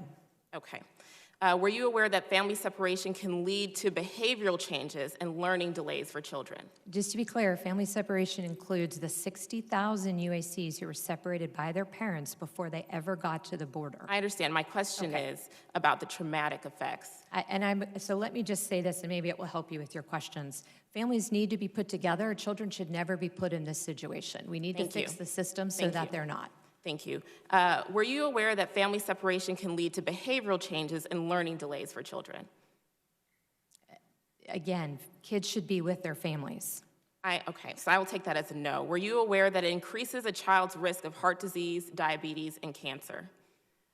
I would ask all parents to go to ports of entry, not to separate their children and send them on the journey alone, and not to break U.S. law. Thank you. Were you aware that it increases a child's risk of anxiety, depression, and substance abuse? As a reminder, these are yes or no questions.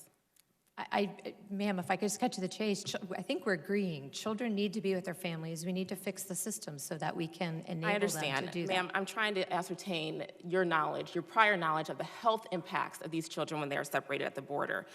The American Psychological Association reports that family separation is on par with beating and torture in terms of its relationship to mental health. Were you aware of that research prior to instituting the policy of family separation?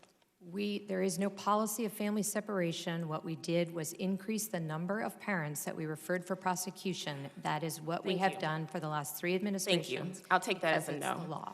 Let's go back even further to the El Paso pilot program for family separation that reportedly began in 2017. Yes or no, did DHS consult with any pediatric health experts before beginning the pilot? I was not at DHS at that time. I was there in July. I was not aware of the pilot at that time, and then I was working in a different department. Okay, so that would be no. No, ma'am, I just can't speak to it. I wasn't there. I can't speak to what I don't know. Thank you. Yes or no, did DHS collect or analyze any medical data from the pilot program to evaluate how family separation affects a child's physical and mental health? Yes, as I said, I have an advisory council looking at it right now who includes a well-known doctor who is looking at these issues. Can you provide a copy of that data and DHS's analysis to our committee? Of course, their report is not finished, but it's a FACA body, so everything is public. Great. Did you consult with any pediatric experts before the policy officially began in the spring of 2018? We generally and regularly work with them. As you know, the children are cared for by Health and Human Services. Right. But to the extent that we have children in DHS detention centers, we follow all guidelines by the AMA. Right. We work very closely with the medical community. Okay, so then would you provide a copy of that communication from DHS with those experts to the committee? Sure, anything that's available. Thank you. So the American Academy of Pediatrics wrote to DHS 6 times to explain how family separation hurts children and made a number of public statements. Yes or no, are you aware of those warnings? I am, which is why I continue to ask this committee to work with me so that parents do not separate their children. There were 60,000 last year that were separated by their parents. We are talking about 2,000 children that resulted from their parents choosing to break the law, which is why I've continually asked parents to go to a port of entry. Thank you. So from what I've heard today, I'm not sure if DHS was so negligent that they didn't know how traumatic family separation was for children, or if they knew and did it anyways. But in my opinion, both are unacceptable. Tearing kids and their parents apart like this is immoral. Ma'am, it's un-American and it's just plain wrong. Thank you for holding this hearing, Mr. Chairman, and Secretary Nielsen. I'll be following up. I yield back. So, sir, I'd like to respond briefly, if I could. Children from U.S. citizen mothers as well. They put them with domestic abusers. Chair recognizes the gentlelady from Arizona, Sir, Ms. if I could Lesko. just really quickly, because I think it's very important to just put this in a brief context. The Okay. gentlelady's time has expired. I didn't have any time, just to be clear, to respond. But, okay, thank you for the respect. I appreciate that. Madam Secretary, Oh, thank you. editorializing is not part of the rules. So I just remind you of that. Gentlelady from Arizona, Congresswoman Lesko. Thank you, Mr. Chairman, and thank you, Secretary, for being here. You have a very difficult job, and I believe you're doing a good job. I have 5 minutes. I have a question, but I do want you to follow up on what you just wanted to say. I just want to clarify really quickly, there's so much misunderstanding. There was the only instances at which children have ever been separated in the last 2 years is the 3 instances that I went over, which is longstanding practice, and when the parents chose to break the law. Just like when parents break the law in the United States of America, we do not put the children in jail with the parents. So the parents came illegally. If they had come to a port of entry, there's no family separation. If we pick up a family in the interior, there's no family separation, which is why there has never been a comprehensive policy of family separation. I'm sorry, ma'am, please. Thank you. Madam Secretary, would you categorize or believe that the men and women that are with the Border Patrol and ICE are experts on illegal immigration and what's happening at the border, since they're there each and every day and dealing with these items? Would you believe they're experts on this? I do, yes, ma'am. And Madam Secretary, Mr. Chairman, Madam Secretary, do you believe, would you say that these men and women who work for Department of Homeland Security, who have the boots on the ground each and every day and are dealing with this, do they believe that there is a crisis on our southern border and a national humanitarian and security crisis? Yes, ma'am. And thank you. And Madam Secretary, as someone who's the head of this agency, who I assume has gone to the border numerous times, has talked to Border Patrol agents and ICE agents and other DHS employees on numerous occasions, do you consider yourself well-versed in what is happening at our southern border and what is happening about illegal immigration in our country? I do, yes. I've taken substantial opportunities to meet with the experts and to understand the problem and the complexity of the laws. Thank you. And so, therefore, Madam Secretary, I would ask you, do you believe that we are that there is a crisis on our southern border, that there is a national security and humanitarian crisis at our southern border, and do you believe that the President of the United States was justified in declaring a national emergency? Ma'am, it is an emergency. As the Secretary of Homeland Security, I can no longer assure you of who is coming into this country. That is a direct national security threat. We are on par to have over 900,000 this year. First of all. Second of all, I have seen the vulnerable populations. I have been to Mexico. I have talked to the Northern Triangle countries. This is a true humanitarian crisis that the system is enabling. We have to change the laws. Thank you, Madam Secretary. And, you know, I was here when we tried to pass immigration law last year, which would have combined common sense immigration reforms that would have helped solve some of these problems, especially the cartels abusing our loose immigration laws on asylum claims. And it would have helped decrease the number of people that are traipsing thousands of miles to get into the United States, that you have said 30% of the women are being sexually assaulted. I believe you said the children, the girls at 10 years old have to be tested for pregnancy because of these sexual assaults that are going on.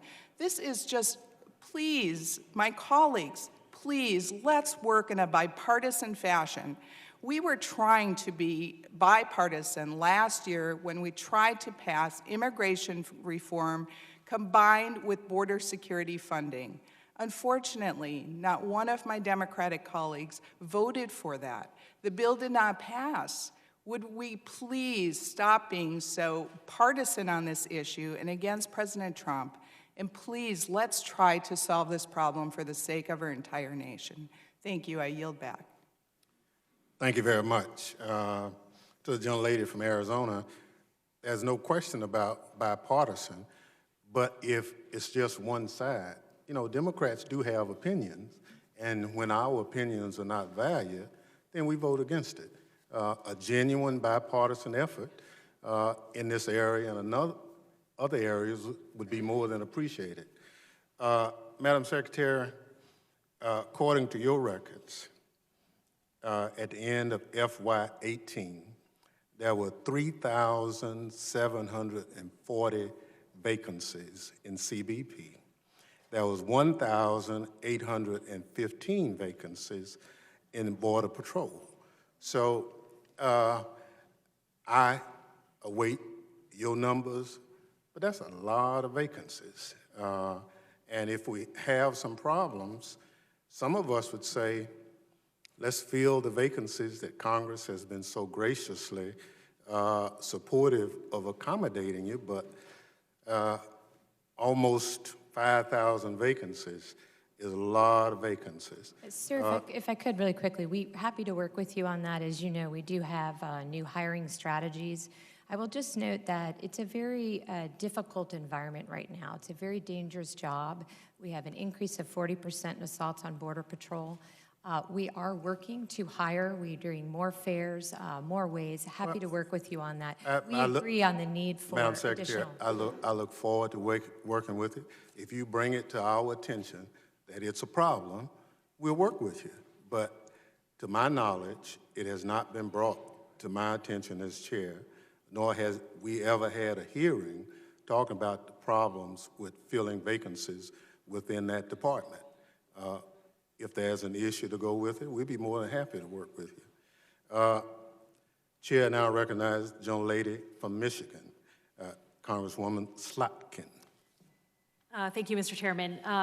Thank you, Secretary Nielsen, for coming before us. I represent Michigan, so the northern border. I know we're talking a lot about the southern border. Let's remember that we have significant border locations to our north, and they shouldn't be ignored. I'm also a former CIA officer and DOD official, so I'm a big believer in border security and have spent my life preventing homeland attacks. But I also believe we have to be a country of morals and values. And the separation of children, it didn't matter who you were, where you got your news. The vision of a small child in a cage, separated and crying, I think just hits everyone's heart, and we cannot be a country that perpetuates that. So I just want to understand, separate out from the situation the unaccompanied minors, which are a large group of people. Their parents, you're right, send them up here on their own, coming across the border. Leave that aside, because that was a big problem under the Obama administration, many administrations before. The separation of families, the purposeful separation of families once they arrived as a family unit. Did you initiate the separation of families for the express purpose of deterring families from coming to the United States? No, I did not. Again, the whole purpose of that was to increase consequences for those who choose to break the law. That's a bedrock of our criminal, as you know, the way that our criminal system works. If there's no consequences, we do not see the instances of the crime decreasing. So what we did was we increased the number of prosecutions. We didn't make up the law was already there. Former administrations also referred adult parents for prosecution. We took the prosecution numbers from about 20 to about 55%. So what did you do? I understand it's complicated. We have a big bureaucratic system. When you saw those pictures of babies in cages, what did you do? What did you do to just scream bloody murder up the chain to the president, to say, I cannot represent an agency that is forcing its border patrol to do this? What did you do? So I went to the border. I spoke to the men and women there. I looked at the facilities myself. I talked to HHS to understand and visited their facilities as well to understand the care that they provide to the children once they're in their custody. And then I spent a tremendous amount of time working with the Northern Triangle in Mexico to stop the phenomena closer to the source, to help stabilize those areas so that the children and families are not traveling here. Okay. It just feels like it potentially wasn't enough if we're still dealing with these separations. Just to be clear, we're not. We do not refer parents currently for prosecution, even when they break the law, by entering our country between ports of entry. So switching gears to the northern border, so I'm also very concerned. Our border agents do amazing things every day. We have a much higher volume of traffic of trade coming through our northern border than through our southern border, and I'm concerned about the vacancies. Have any border personnel from the northern border been moved and detailed to the southern border to fill staffing gaps? And can you give me a couple of details on that, if so? Sure. We have surge models throughout the department, whether it's at FEMA, whether it's TSA. We do everything based on risk. So when we saw risk and gaps, we move around the personnel in a temporary fashion to address that gap. I just feel like the attention has all been focused on the southern border, when in reality, the volume of trade and then also the people watch listed, the volume is much higher coming through the northern border. I think you made some misleading statements, and I think it's important to be very, very specific when we're talking about a terrorist threat or watch-listed individuals. Some misleading information about the number of watch-listed individuals coming through our southern border. Can you state for the record, are more watch-listed individuals coming through our northern border or our southern border? So I don't remember actually answering that question. I think the question was about 10 known or suspected terrorists that we stop a day. On the southern border, what I was saying is there's about 3,000 special interest aliens that we've stopped at that border. Compared to the northern border, again, as you know, the number of terrorists actually crossing the border is classified. Happy to do that in a different setting. Okay, I'll look forward to doing that, and I yield the rest of my time to Congresswoman Rice. I would just say really quickly, we do take the northern border seriously. I just met with your colleagues on the Senate side for Michigan. We have the border strategy implementation plan coming out soon. We do have a northern border strategy, which you know focuses on security, critical infrastructure, and all of the interdependencies between. So happy to come talk to you more about that. Thank you for not forgetting about us. I appreciate that. Gentlelady from New York. Thank you, Mr. Chairman, and thank you, Ms. Slotkin. I think it's really important, continuing what Congresswoman Slotkin was talking about making the record very clear and not allowing any misleading statements. It was a policy announced by the Attorney General of this country that families were going to be separated. That was a policy. He did not say we're going to start enforcing a law. It was a policy by this administration that only ended when there were pictures of little kids in cages that had been ripped away from their parents. So I think it's really important, Madam Secretary, that you talk about it and you use the right language. This was not the law, okay? This was a policy that the Attorney General of this country announced was a new policy that they were going to rip kids away from their parents. So I think it's very important that the record reflect that, and I thank my colleague, Ms. Slotkin, and I yield back. Okay, so respectfully, sir, I would like to respond to that because that's... Well, let me just say, do it in writing so we won't have the confusion. I would like to respond quickly because I can tell you... No, gentlelady, we've been back and forth. We have, but it's appropriate for me to clarify for the record because I think you're trying to get to the truth. I think that's what you were too. So I just want to just quickly say that the AG memo that was issued directed all U.S. attorney offices along the southwest border to prosecute all adults who were referred for prosecution. That's what it did. That's a policy. But that is a policy. It's not as you described it, Madam ma'am. Secretary, that is a policy. When you knew that that policy was going to result in children having to be taken away from their parents. That's a policy. You should admit it. The consequence of any adult going to jail in this country is they're separated from their child. That wasn't the point of it. The point was to increase prosecutions for those breaking the law and not exempt any class of aliens. Okay. That's Madam what Secretary, the AG it was directed. very clear what the Attorney General meant. Well, we'll follow up with a letter. For the record, Madam Secretary, are we still using cages for children? Sir, we don't use cages for children. In the border facilities that you've been to, they were not made to detain children. As the children are processed through, they are in subparts of those facilities. Madam Secretary? Yes, I'm being as clear as I can, sir. Respectfully, I'm trying to answer your question. Yes or no, are we still putting children in cages? To my knowledge, CBP never purposely put a child in a cage if you mean a cage like this. Purposely or whatever, are we putting children in cages as of today. Children are processed at the border facility stations that you've been at. Some of the And I've seen the areas- cages. I just want you to admit that the cages exist. Sir, they're not cages. What are They're they? areas of the border facility that are carved out for the safety and protection of those who remain there while they're being processed. If we have two gangs, we separate them into separate areas of that facility. If we have a Madam father and daughter, we Secretary, separate that from another son. we're not going to go through the semantics. Now, I saw the cyclone fences that were made as cages, and you did too. All you have to do is admit it.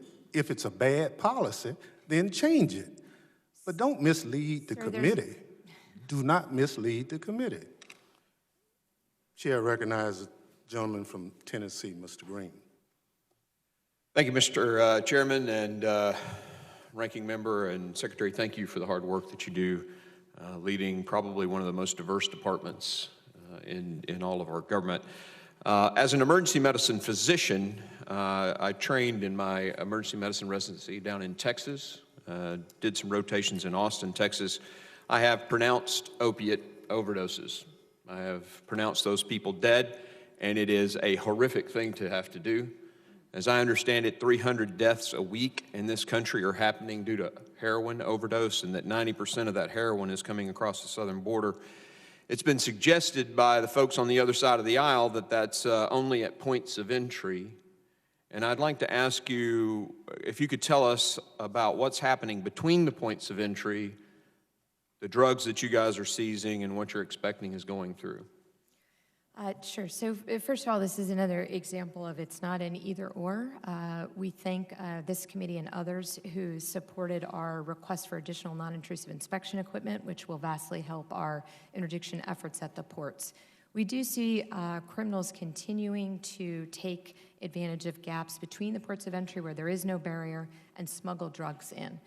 We also, unfortunately, see them using families and children as pawns. So often they will send a group of migrants across the border in one area where there's no barrier, while CBP is responding to that location. They then will smuggle drugs nearby through another vulnerable part of the border. There's changing the subject a little bit, there's a New York Times article this, I believe it was Saturday, and the title of the article is "You Have to Pay with Your Body." And it's about a woman who hired a coyote to bring her over the border. Of course, she was assaulted many times during that process.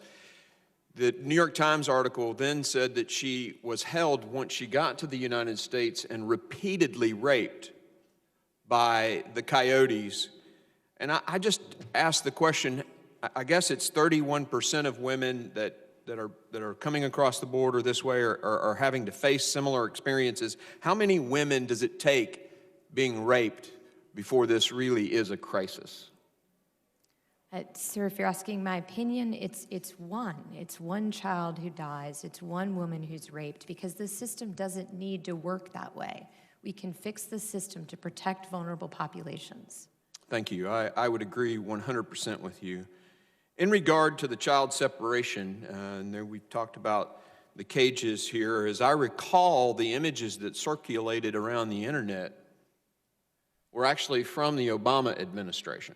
They later found out that the picture that circulated the internet of a child in a cage came from the time frame when it was the Obama administration. My question, doesn't it seem reasonable that if all the investigations that are going on, and you've just recently been subpoenaed to provide information about the names of children that have been separated, unfortunately, they only ask you to go back to the Trump administration, the window of the Trump administration in those subpoenas. It seems to me that if it were because we're concerned about the children, if the images are really from back in the Obama administration, why wouldn't we ask for that data going back further than just the Trump administration? It's really about protecting and caring for and making sure the safety of the children. Why wouldn't we go back to when the separations really started? And let me just stop you. You don't have to answer that question. I'll answer it for you. It's because this isn't about just the safety of children. It's about slamming the president. Let me ask you this question. It's a hypothetical. I only have a little bit of time left. How many lives could we actually save? Guess. How many lives could we save if we really secured our border? You know, again, I'd be hazarding a guess here, sir, but we have 4,300 that we've saved. If you extrapolate out those, unfortunately, that we find you have died along the journey, hundreds of thousands. Yeah, I would think it would be that number too. How many women, in that, if we were going to multiply the 31% times just this year, how many women in the first few months of this year have come across the border illegally that way that you've processed? I don't have the breakdown of women from family units, but Okay. the family units have continued to go up as you It'd be great to know that number, and then we could multiply it times Doctors Without Borders is 31% and come up with that many women probably got raped this year because of our failed policies. Thank you. I yield. Thank you. The chair now recognizes the gentlelady from Nevada, Ms. Titus. Thank you, Mr. Chairman. You know, I've been sitting here listening to this for quite a while and just want to make a couple of observations. One is the choreography is just amazing. When the Democrats ask a question, Madam Secretary, you never have the answer. You don't have any of the numbers and you're going to get back to us. But when the Republicans ask a question, boy, you're right on top of that with the statistics and the numbers. You got it all right down there in front of you. I wonder if this has kind of been orchestrated. Second, there's a great deal of obfuscation. We talk about the zero tolerance or family separation. You say it's not a policy, it's the law, you're obeying the law. No, it is a policy, you're not doing it now. If you're not doing it, are you breaking the law? Which is it? Then you said that cybersecurity is a red light that's blinking. That's the most dangerous thing that's facing this country. Yet you requested $8 billion for a wall and only $1.35 billion to deal with cybersecurity. It seems to me a kind of a misplaced priorities there. And then going back to the chairman's point about the number of vacancies in the border and our personnel, I would ask you, and I know this is a topic for tomorrow, but it's kind of interesting that you paid $1.9 million to Accenture to help you with that problem, and they've hired 35 agents. So, yeah, I'd say there's a pretty big management problem. But my question is a broader one. We know that we need comprehensive immigration reform. We'd like to see it be bipartisan. We've reached across the aisle since I was first elected here and gotten nothing in return. But it's more than just border control. We need to deal with the dreamers, the DACA recipients, TPS. They're all living in a situation of uncertainty. You testified that you had never met a dreamer last year. I wonder, is that still true? No, ma'am. As you know, they have, under the court case right now, they are legally present, and we continue to renew those who were part of the original application process. So have you talked to this dreamer? Do you know anything about their story? I mean, I've got about, thousands of dreamers, 13,000 actually, dreamers in my district. I know their life stories. I know about their families. I'm not just sitting across the courtroom from them. Have you met with any of them? I think that's why we agree that they deserve a legal status, which is what I've said every time I've testified. I support a legal status for the DACA population. So you don't think the dreamers are a security threat to this country? When they commit a crime or they otherwise fail a background check, as you know, they no longer are covered under the DACA program. Do you feel that they are a security threat to this country? Some of them have committed crimes. They're no longer part of DACA. So by definition, if you are a DACA recipient, you have not committed a crime. Do you feel like they're a threat to our economy? Ma'am, I support their legal status. So that means you would support a clean bill to give DACA recipients a pathway to citizenship? No, I would not. And the reason for that is because we can't handle that situation without handling the situation that brought them here to begin with. I don't want to inadvertently create a new pull factor. I want to make sure that we secure the border and that we are able to give legal status to the DACA population. So you don't think they're a security threat, you don't think they're an economic threat, but you wouldn't support any kind of pathway to citizenship? I won't support things that will continue the crisis that we have at the border by serving as a pull factor alone. No, ma'am. Well, Well, what about the people who are TPS, who are here now? They're not being pulled here. They live here now. They've been here 20 years. You have many families that are mixed status. Do you see them as a security threat or an economic threat? Would you support some kind of protection for them as a pathway to citizenship? Yes, ma'am, and in the letter to Senator Shelby from the White House during the appropriations negotiations, the administration also supports that. And if we brought a clean bill to give TPS pathway to citizenship, you and the administration and your colleagues across the aisle would support that? Because there is a bill that's on the table right now. Promise Bill, I believe, is the acronym for it. Ma'am, as the Secretary of Homeland Security, I can't support something that will every time we have done a program that provides additional paths to citizenship for those who are illegally present, it does serve as a pull factor. So TPS is not illegally present. their status, we have a court case, as you know, but the program itself was temporary. And so they do not have the temporary protected status, but we, of course, are not deporting them as we work through the court case. But I agree with you that, yes, we need to provide a legal status. What I am concerned about is I want to make sure that we secure the border at the same time and reduce the pull factors so that people are under the impression they can come here without any legal right to stay to then be subject to protections later. In your opening statement, you said you want to encourage and support legal immigration. It's the illegal immigration you're worried about. Is not TPS and are not the Dreamers, are not they under the category of legal immigration? The TPS was a protected temporary status, as you know. Legal or illegal? It's neither. It's not legal? They're legally present. Yes. But they're not I'll immigrants. yield back, Mr. Chairman. Thank you very much for your patience. Thank you. Chair now recognizes the gentleman from Texas, Mr. Taylor. Chair now recognizes the gentleman from Pennsylvania, Mr. Joyce. Thank you, Mr. Chairman, for yielding. Okay. I would like to thank you, Secretary Nielsen, for appearing before this committee to speak on the vital issue of border security, particularly on the southern border. The consistent inability of Congress to comprehensively address this matter has left you and the President with the inability to take the actions that are necessary to provide what we need for protection. Lack of border security has downstream consequences in our country. One of these I would like to refocus on, and that is the opioid crisis and the devastation and the heartbreak it has created, particularly in my home state of Pennsylvania. I too have met with coroners. As a doctor, as a legislator, the opioid-related deaths in my home state are on the upswing and are consistently above the national average. Some reports, as we've discussed, indicate that almost 90% of heroin is illegally smuggled into our country through our southern border. Secretary Nielsen, do you believe that a physical barrier is necessary in places of high risk along our southern border to stem the flood of narcotics into our country? Yes, sir, I do. Thank you.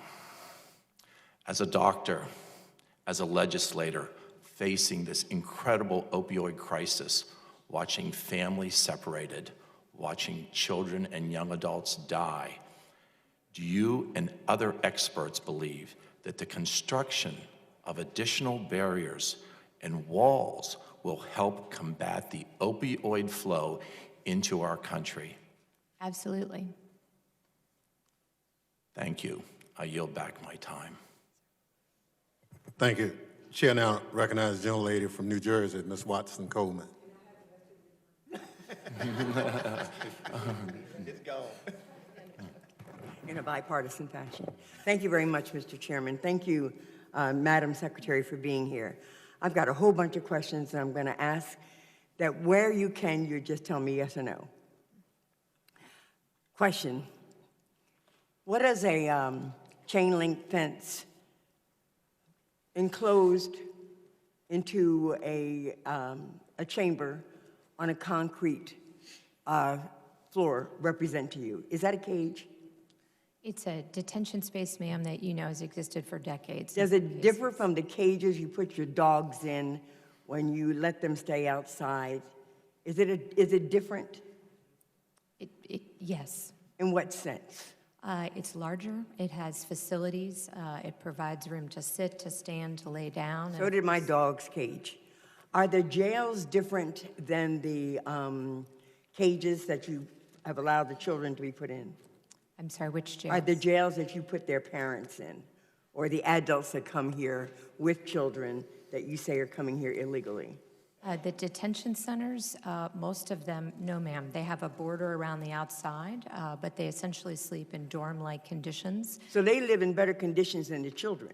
No ma'am. I just want to be very clear on this. As migrants are processed through the Border Patrol station, which were not built, again, for vulnerable populations, they're there for up to 72 hours. I just want to know, if the children are in cages, what do you consider the detention facilities to be? Because I'm suspecting that you're putting children in places that seem to be less livable than these adults. I have a number of questions. I want to start by discussing Marie Juarez, a toddler who died in my home state of New Jersey after being detained by DHS. After fleeing violence in Guatemala, she and her mother were detained by CBP and held in ICE custody at a private facility in Texas. Within a week, Marie began to exhibit upper respiratory symptoms, including congestion, a cough, and a severe fever of 104 degrees. Marie and her mother were released after 3 weeks in custody and cleared for travel to New Jersey by personnel in Texas who did not have the requisite credentials doctors to provide medical clearance. After arriving, her mother took Marie to an emergency room almost immediately. She remained hospitalized for the rest of her life, 6 weeks, dying on Mother's Day last year. Outside doctors made it clear that Marie did not receive the medical care she deserved while in custody of DHS. Secretary, after learning of Marie's death, did you immediately take any action to improve access to the quality of health care at DHS facilities, yes or no? Yes, we continue to do all we can to improve within our resources. Is there an outside investigation every time someone dies in DHS custody so that we can understand what happened? OPR investigates everyone under either in addition to or under direction of the IG. On a different topic, as we all should know, border security isn't just about the southern border, and this has been raised a couple of times. So I want to ask about a concerning program I recently learned about, where TSA is working with the Saudi government to create a Saudi Arabian Federal Air Marshal program that would have Saudi government agents fly armed on flights to the United States. The Saudis are actually paying the salaries of several full-time TSA employees working on this program. As a section of the 9/11 Commission report stated, while in the United States, some of the 9/11 hijackers were in contact with and received support or assistance from individuals who may be connected with the Saudi government.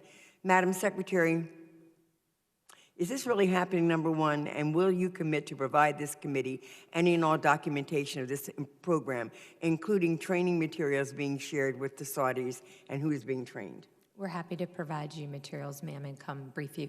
I'm happy to have the TSA administrator come brief you. All right, and how long would I have to wait to get this information? That I can't answer, but what I can do is get you an answer today as to when we could be able to provide that to you. Thank you. I don't know if I asked this. I was talking so fast. Do you continue to separate parents from children as they're coming across the border? In 3 instances, when the child is at risk, if the adult accompanying them is not a parent or a guardian. In the 3rd instance is when the parent needs to go to a custodial environment. So are any of these coming at the port of entry, seeking asylum? Some of them might be claiming asylum, yes, ma'am. Okay, thank you very much. I yield back. Thank you very much. Chair now recognizes the gentleman from Mississippi, Mr. Guest. Thank you, Mr. Chairman. Madam Secretary, first want to thank you and the men and women that serve under you for the important role that you provide in protecting our country. I want to ask you a couple of questions as it relates to the current situation at our southwest border. Do you believe that we are currently seeing an immigration crisis on our southwest border? Yes, I do, and the numbers are increasing so quickly that our system, which I've testified to before, was at the breaking point, is clearly breaking. And do you believe we are also facing a human trafficking crisis on our southwest border? Yes, sir. And finally, do you also believe that we are facing a drug trafficking crisis on our southwest border? Yes. And particularly, I want to turn my attention through the remainder of my questioning toward the drug trafficking. As I look at the figures that have been provided, it appears that we are on track to seize a record number of illegal narcotics that are being attempted to be introduced into our country. Does that seem correct? Yes. And what can we do as a country? What is the single most effective thing that you believe that we can do to prevent illegal drugs from entering America? We need to take operational control of the southern border. So that's increasing our ability to detect at the ports of entry, and it's also having situational awareness, impedance and denial, and responsibilities between the ports of entry. And do you believe that a physical barrier is an important part of our strategy to decrease the flow of illegal drugs from entering America? I believe that, but more importantly, the men and women and professionals of CBP believe that. And I think there was a question earlier about what we are doing along our northern border. Do we have the same type of crisis at our northern border that we're currently seeing on our southern border? We do not have a humanitarian crisis, and we certainly do not have the numbers of those trying to enter illegally without a legal right to stay. And I believe you talked in your official testimony about the transnational criminal organizations, or what we commonly refer to as drug cartels. Yes, sir. What can we do as a Congress to provide you additional support as we seek to fight drug cartels from bringing their controlled substances into our country? Congress has been extraordinarily helpful, thank you, with both the Interdict Act and the STOP Act. Those have been very helpful in giving us additional authorities to comprehensively look at the drug issue.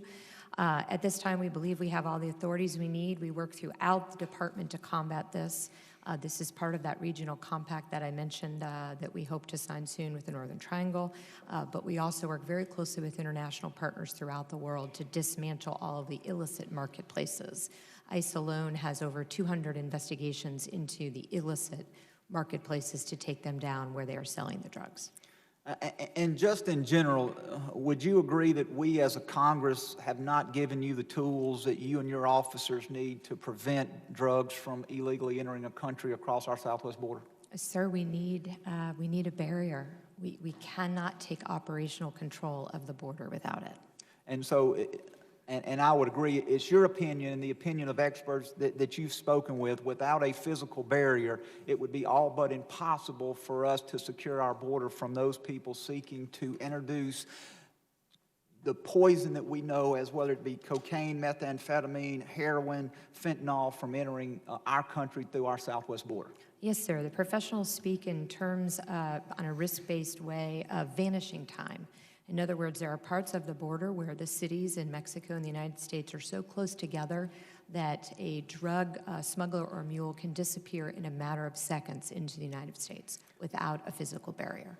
And Madam Secretary, wouldn't it be advantageous if we were able to funnel all traffic, whether it be commercial, passenger traffic, through our ports of entry, where we could then concentrate our technology and our manpower on screening individuals and vehicles entering the country there, instead of having to spend man hours and manpower securing the unsecured portion of our border that do not currently have a physical barrier? Yes, sir, and it would reduce the humanitarian crisis.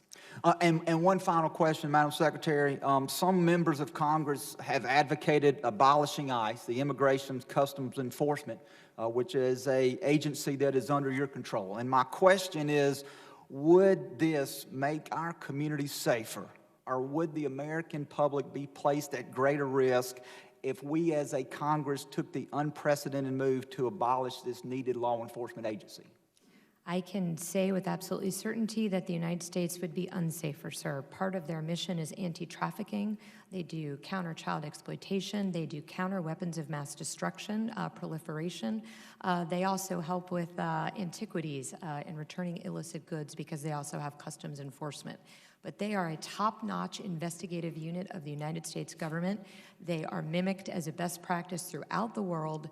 Without them, we would not be able to protect children and victims of trafficking. Thank you. I yield back, Mr. Chairman. Thank you. Chair now recognizes the young lady from California, Ms. Barragan. Thank you. Madam Secretary, I serve as the second vice chair for the Congressional Hispanic Caucus, and it's been some time since you've come, you've met with us. Will you commit today to coming back to meet with the Congressional Hispanic Caucus? Yes. Okay, we do that soon? Yes. Great, thank you. Madam Secretary, we know that ex-FBI Director James Comey took contemporaneous memos on his meeting with Trump and his interactions. We also know that your former boss, Secretary John Kelly, also wrote contemporaneous internal memos about his interactions with the president, in particular, how he was ordered to give Mr. Kushner the top security clearance. My question is very simple, and I remind you, Ms. Secretary, that you are under oath. Have you taken any contemporaneous memos about your interactions with President Trump? No, I have not.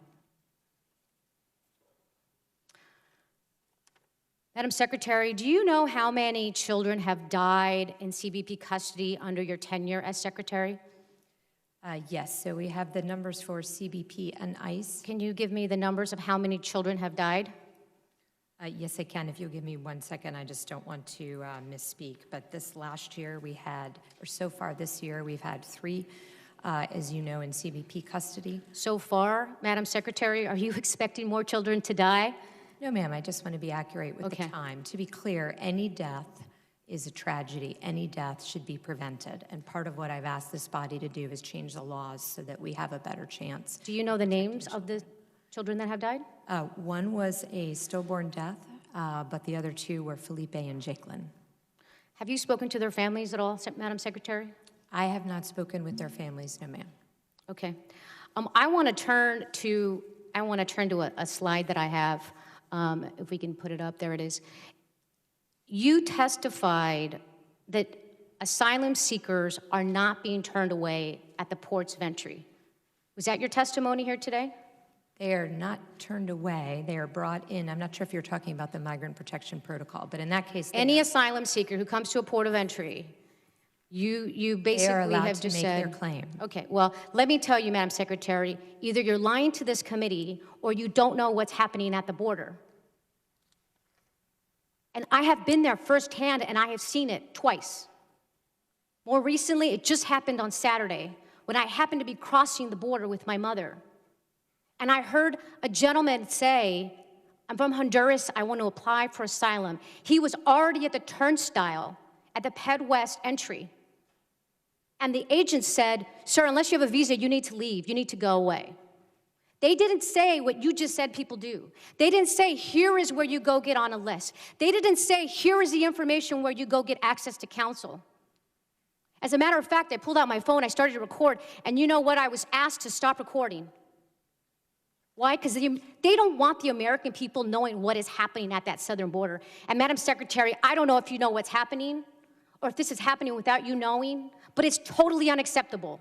And as a member of this committee, you're darn right I'm going to hold you accountable for knowing what's happening at the bottom. Do you know that 2 members of Congress had to sleep overnight and spend 14 hours in the cold on the concrete at the Otay Mesa port of entry so that Maria, the woman who was tear gassed at the port of entry, would be allowed to present herself because she was on U.S. soil, and legally that's what asylum allows? Did you know that? Ma'am, what I know is I would ask you... Yes or no? Did you know that 2 members of Congress had to do that? I know that we have a process. Okay, you obviously don't know. But see, this is what I'm saying. You don't know these things. 2 members of Congress. Does it take 2 members of Congress to be there to witness somebody presenting themselves for asylum at the port of entry? That's not what the law says. Are you familiar with the asylum laws, Madam Secretary? Yes. Where in the asylum law does it say that when you present yourself at a port of entry, and by the way, when you're on U.S. soil, that you could be sent by an agent to another port of entry? Is it anywhere in the asylum law? What we're trying to do is process... It's not in there. I know, just it's a yes or no. It's not in there. Because what you all are doing is not within the confines of the law. You talk about a list. Under what authority is there in U.S. law that a list could be started to have people wait in Mexico? Do you have that authority? Yes, ma'am. What is under that, what authority? The authority is to do all that we can to protect the migrants coming here. So as Okay, well, that's not what the asylum law says. The asylum law says. And I would that they ask, have can you produce every single list at the port of entry that's under U.S.? We do not have the list, to be clear. The list is in Mexico. So you have the authority to do a list, but you don't have access to a list? And you don't control that list? What I mean by the list, ma'am, is that So you're basically farming this out to the, Would you to like the me Mexican to answer authorities? any of your questions? Well, you don't have answers. But how do you know? Because you're not giving me the opportunity. Because these are simple yes or no questions. It's the authority is, hey, there's this law, this is what it's under, and you haven't done that. The very last thing I just want to say, because my time is up, is you said that you waited to give direction on how to implement the zero tolerance policy because you wanted to do it with compassion. Do you know how outrageous that sounds? You wanted to separate children and families, and you wanted to do it with compassion. So in the meantime, you didn't do anything at all, and you let kids be separated without tracking them. Do you know how outrageous that is, Madam Secretary? You have no feeling, no compassion, no empathy here. Gentlelady's time has expired. I yield back. Thank you. Chair now recognizes the gentleman from Texas, Mr. Crenshaw. Thank you, Mr. Chairman. Thank you, Madam Secretary, for being here and helping us answer the fundamental question of whether we care about our sovereignty and the rule of law in our country. And unfortunately, I have the now cynical view that I'm not so sure we all agree on that we all value the rule of law and value the ability to manage our border effectively. A lot of questions have come up about the humanity of our policies, as they should.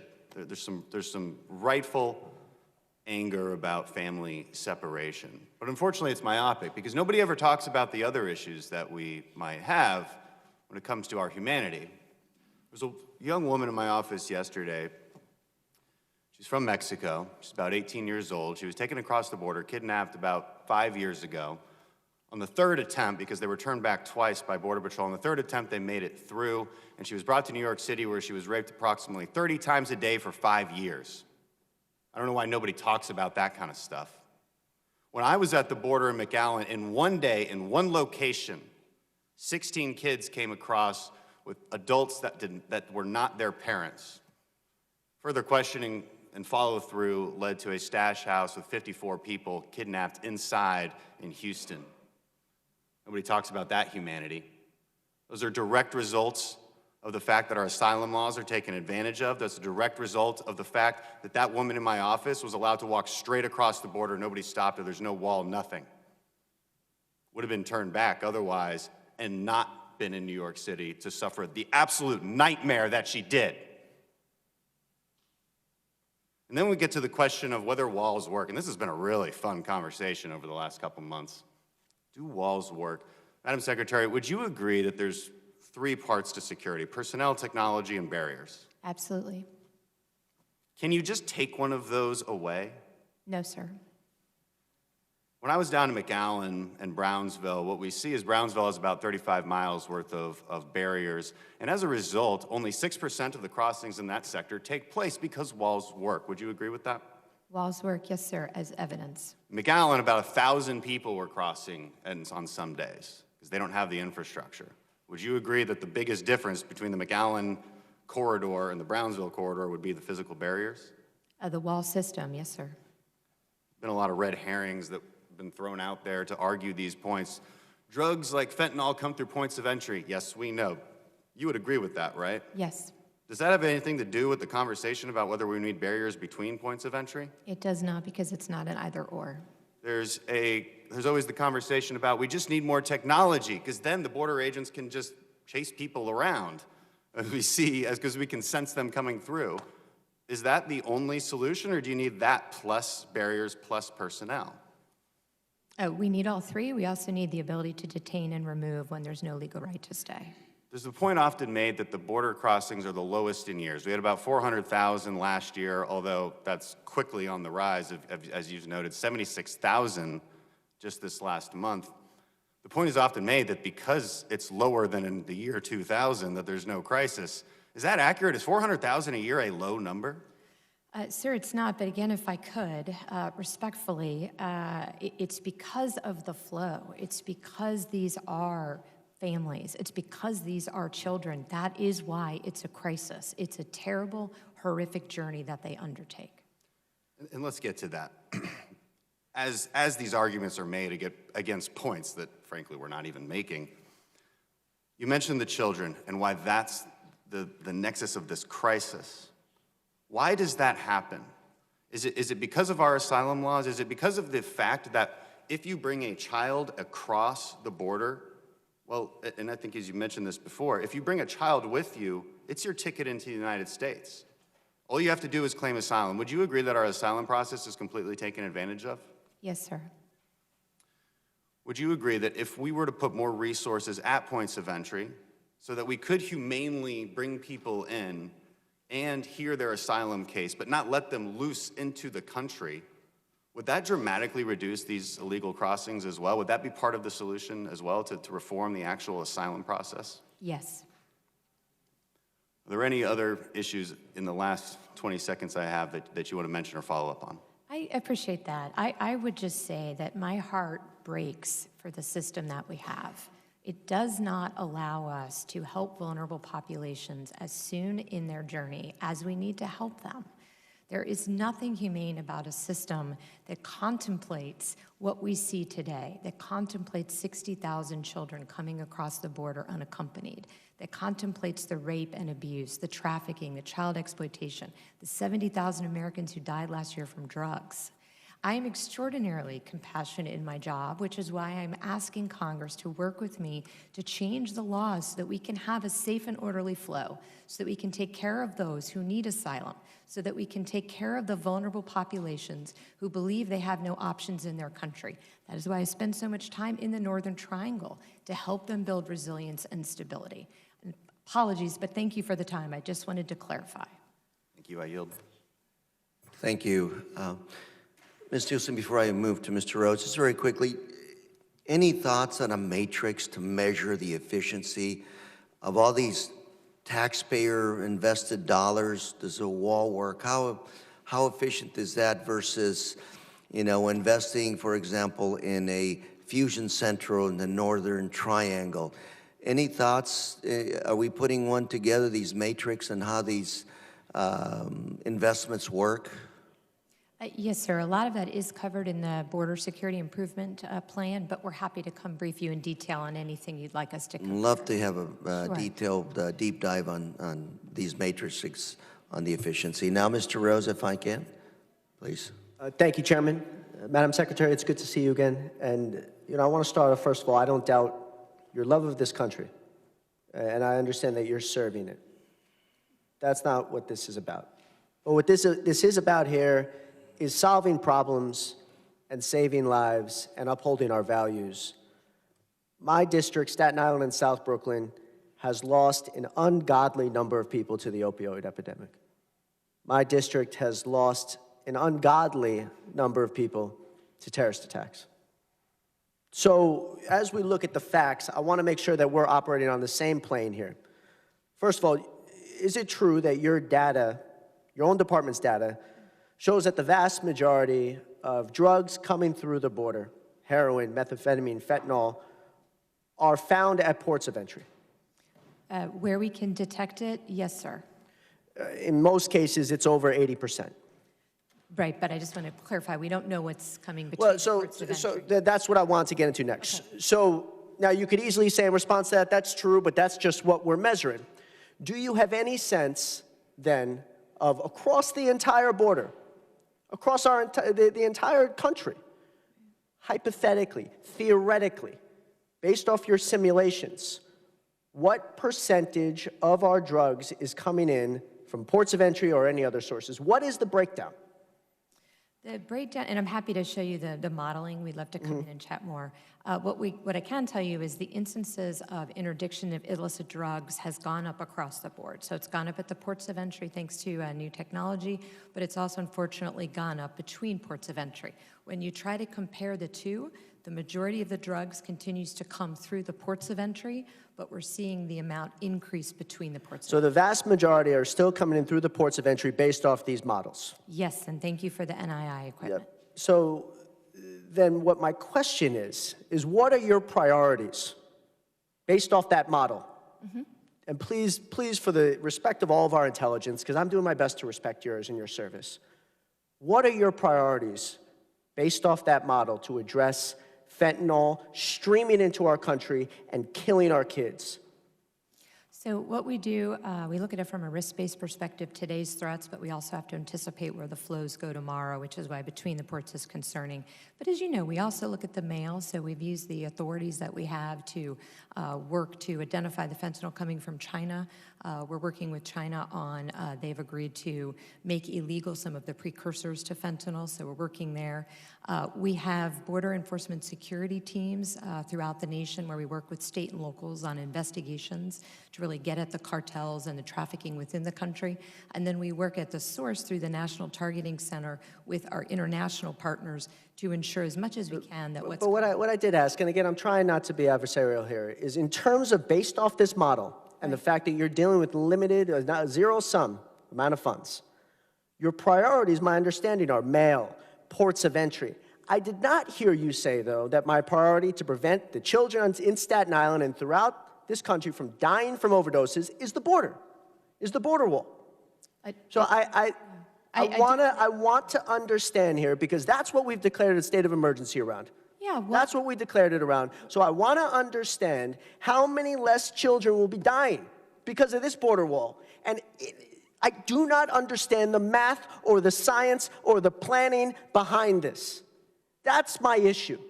I do not understand how this leads to any positive effect on the opioid epidemic, to any positive effect in terms of our efforts at counterterrorism. What models are this based off of? we're happy to come share with you in detail, sir, but in general, the impedance and denial prevents that smuggling through that part of the border where we have physical barrier. So the criminal then has a choice. They can try to smuggle it through the ports of entry where we're also increasing technology, or they go and find another part of the border that is unsecured. So you think that our current stance with this additional investment at ports of entry is satisfactory at this point? No, sir. I think it helps us at the ports of entry, but what we see is the increase of interdiction of drugs between ports of entry. How much more money do you need at our ports of entry? Right now, we have this wonderful influx to get NII machines, so I'd love to get back to you. We're going to see how much more that improves our ability to interdict. Thank you. Thank you, Mr. Rose. If I can call now on Mr. Green, State of Texas. Thank you. Madam Secretary, what happened to give me your tired, your poor, your huddled masses yearning to breathe free, the wretched refuse of your teeming shore? Send these, the homeless, the tempest-tossed, to me. I lift my lamp beside the golden door. What happened? Madam Secretary, asylees are not illegals. Madam Secretary, do you know the number of people who came through Ellis Island? No, sir, not. I do. 12 million. Do you know where they came from? All over the world. I do. Germany, Ireland, Britain, Scandinavian countries, Southern and Eastern Europe. They were not illegals. There was no flotilla in New York Harbor to prevent them from coming to Ellis Island. There was no family separation at Ellis Island. Past administrations have, when asylees were trying to get to this country, found ways to accommodate asylees. They didn't build walls. When the Cubans were fleeing Castro, We created wet foot, dry foot. 1 foot on dry land, and you could walk on in to a pathway to citizenship. Madam Secretary, do you know who Scarface is? I'm sorry. I'll tell you. Al Capone, the son of Italian immigrants. Not all of those people who came through Ellis Island were saints. Scarface was a bootlegger, dealt in prostitution, gambling, one of the greatest criminals this country's ever suffered, the son of immigrants. It's unfortunate. I would never want a Scarface in our country. I don't want MS-13 in our country. But I also don't want to see a wall as a solution to a humanitarian crisis. Madam Secretary, these Border Patrol agents are also victims.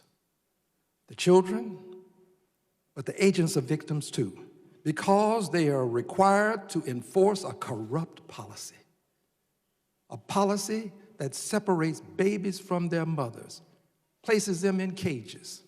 I was at the border. I saw those babies locked up on top of each other. We would not treat animals. The Humane Society wouldn't allow it, the way those babies were treated. Madam Secretary, they are victims. You have all of these vacancies in part because a good many people don't want to be a part of that kind of circumstance. They're victims too. The children are victims, and the people who are forced to do what they are doing to these babies are victims too. Madam Secretary, here is the problem. We have surpassed our color quota. There are those who believe that we already have too many people of color in this country. And these, one of whom happens to be the President of the United States of America, would institute policies that will prevent people of color from coming to this country. White babies would not be treated the way these babies of color are being treated, Madam Secretary. This is about color. We've opened our doors. You're tired, you're poor. Huddled masses yearning to breathe free. Except we now have our quota of people of color. I'll yield back the balance of my time. Sir, if I could just respond to a couple things. Mr. Chairman, if she responds, I'd like to have the opportunity to respond to her response. Well, gentleman made statements. He really didn't ask any questions. So in interest of time, we're going to go to gentleman from Kansas City, Mr. Cleveland. Thanks, Mr. Chairman. Thank you, Madam Secretary, for being here today. I'm conflicted. In seminary, we were required to study Robert Frost, and Dr. John Swanley, legendary author and theologian, forced us to, study all of the writings of Robert Frost. One of them is called Mending Wall, which you may be familiar with. One of his most famous, wrote it in 1914, just outside of Boston. And when you have to dissect that, what did Robert Frost mean in the opening line, which says, and I quote, "Something there is that does not love a wall," unquote. Something there is that does not love a wall, Robert Frost, 1914. And so when you dissect it, Frost is saying nature, shorten this, nature or God does not love a wall. and we can speak euphemistically, metaphorically, that walls don't make good neighbors. Walls make long-term enemies. And I may be wrong about everything. I've studied seminary through college, and then 3.5 years in seminary. And so we studied this whole issue. I mean, if you look at the Great Wall of China, you have any idea how many times China has been invaded since they built the wall? No, sir. I mean, you wouldn't know that. I'm not, so I'm not, it's not a, most historians would say a lot, because there's no, we can't even figure out, historians can't figure out how many times they've been invaded. Started building on it in 200 BC, primarily to keep the Huns out, the aliens, I guess we call them today. And as you know, that didn't help. Went all the way through the Ming Dynasty. What I'm trying to come to the conclusion of my question is do you see anything wrong with the United States of America, the most powerful nation that God has allowed to exist, building a wall? Sir, the idea in part of the wall is actually to ensure a safe and orderly flow, which actually protects those traveling. When they come through the desert or they come through more remote areas, they put themselves at risk, and they almost always do that by paying a smuggler who then further preys upon them. So the idea of the barrier is a safe and orderly flow so that migrants who choose to come here come through a legal port of entry where they can be cared for. That's where their resources are. That's where we can provide them the best medical care, and that's where we can most quickly process their claim. Mm-hmm. Thank you. The busiest and the longest land border in the world is what? I would say it's ours. The busiest and the largest, the longest land border in the world is between the United States and Canada. But that's not the busiest, sir. But it is the longer border, yes. We might have to have an argument about the busiest based on, I don't want to get into the trade amounts coming across the border from Canada, but it's 5,500 miles. And we have a lot of illegal people coming across the border, particularly between Vermont and Quebec. And the going fee is about $4,000 to bring people across the border. And it just, and the numbers coming across, I'm sure you know this, are increasing. And so, my final question, I have 12 seconds. Would you be okay with building a wall to separate the United States and Canada? So we do everything by risk. As you know, sir, right now, the risk is not such that it would necessitate physical barriers, but we do very closely work with the Canadians to ensure a safe and orderly flow. What we do is we continue to analyze that daily to ensure that we do have mechanisms to provide security to both countries and to those traveling populations. Yeah, my time is up. Thank you. Thank you very much. Chair now recognizes the young lady from Florida, Ms. Dimmons. Thank you so much, Mr. Chairman and Secretary Nielsen. Thank you for being with us today. It's good to see you again.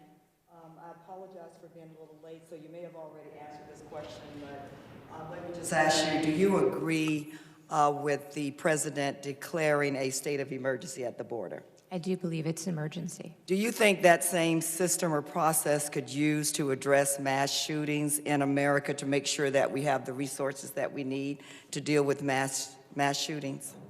I'd have to refer you, of course, to the, I'm not. What are your personal opinions, since you do deal with the security of our nation, what do you feel about declaring a state of emergency as it pertains to mass shootings in this country, since countless numbers of people die right before our very eyes on a regular basis?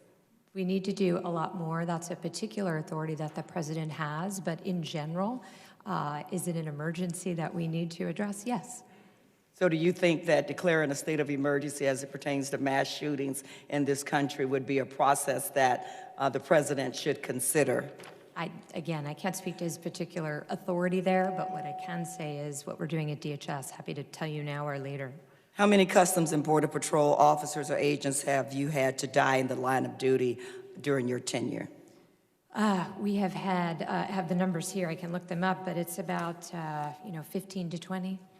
I'm sorry. I would just ask you, Not in the Secretary. line of duty, not in the line of duty. We've had Okay, some how many die in the that line were- of duty Zero. at this border where there is a Zero. crisis? Zero. Zero have died in the. In this how last many? year. How many Customs and Border Patrol officers or agents would you say have been seriously injured in the line of duty at the border, the Southwest border in particular, during your tenure? So we could get you those figures. We have at least 60 instances of rockings, and the assaults have gone up 40%.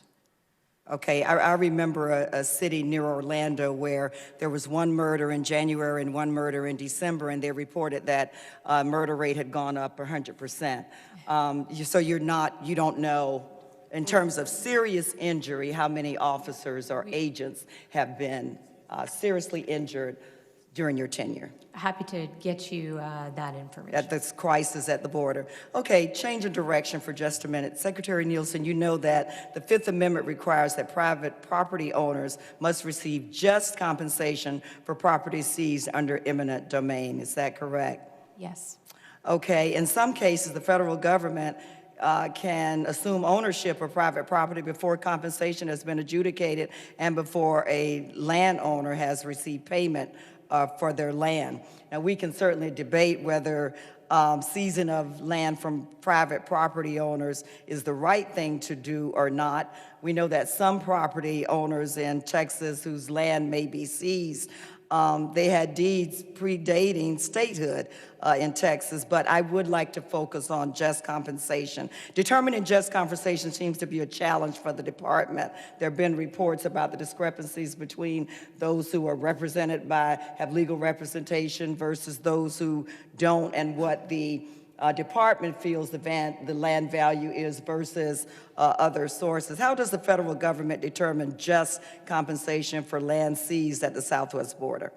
It's usually based on the market rate, the amount of acreage, and then, of course, a variety of other factors, including the terrain of the land and what it could otherwise be used for. USA Today has reported that some landowners were offered less than $100, while the market value was up to 120 times greater. And you said that they use fair market value to determine that? The general market value, yes. Okay, so do you have any explanation at all for the discrepancies? I'm happy to look further into it and come and talk to you about it. What federal resources exist to help landowners who are at the mercy of the federal government negotiate just compensation for their land?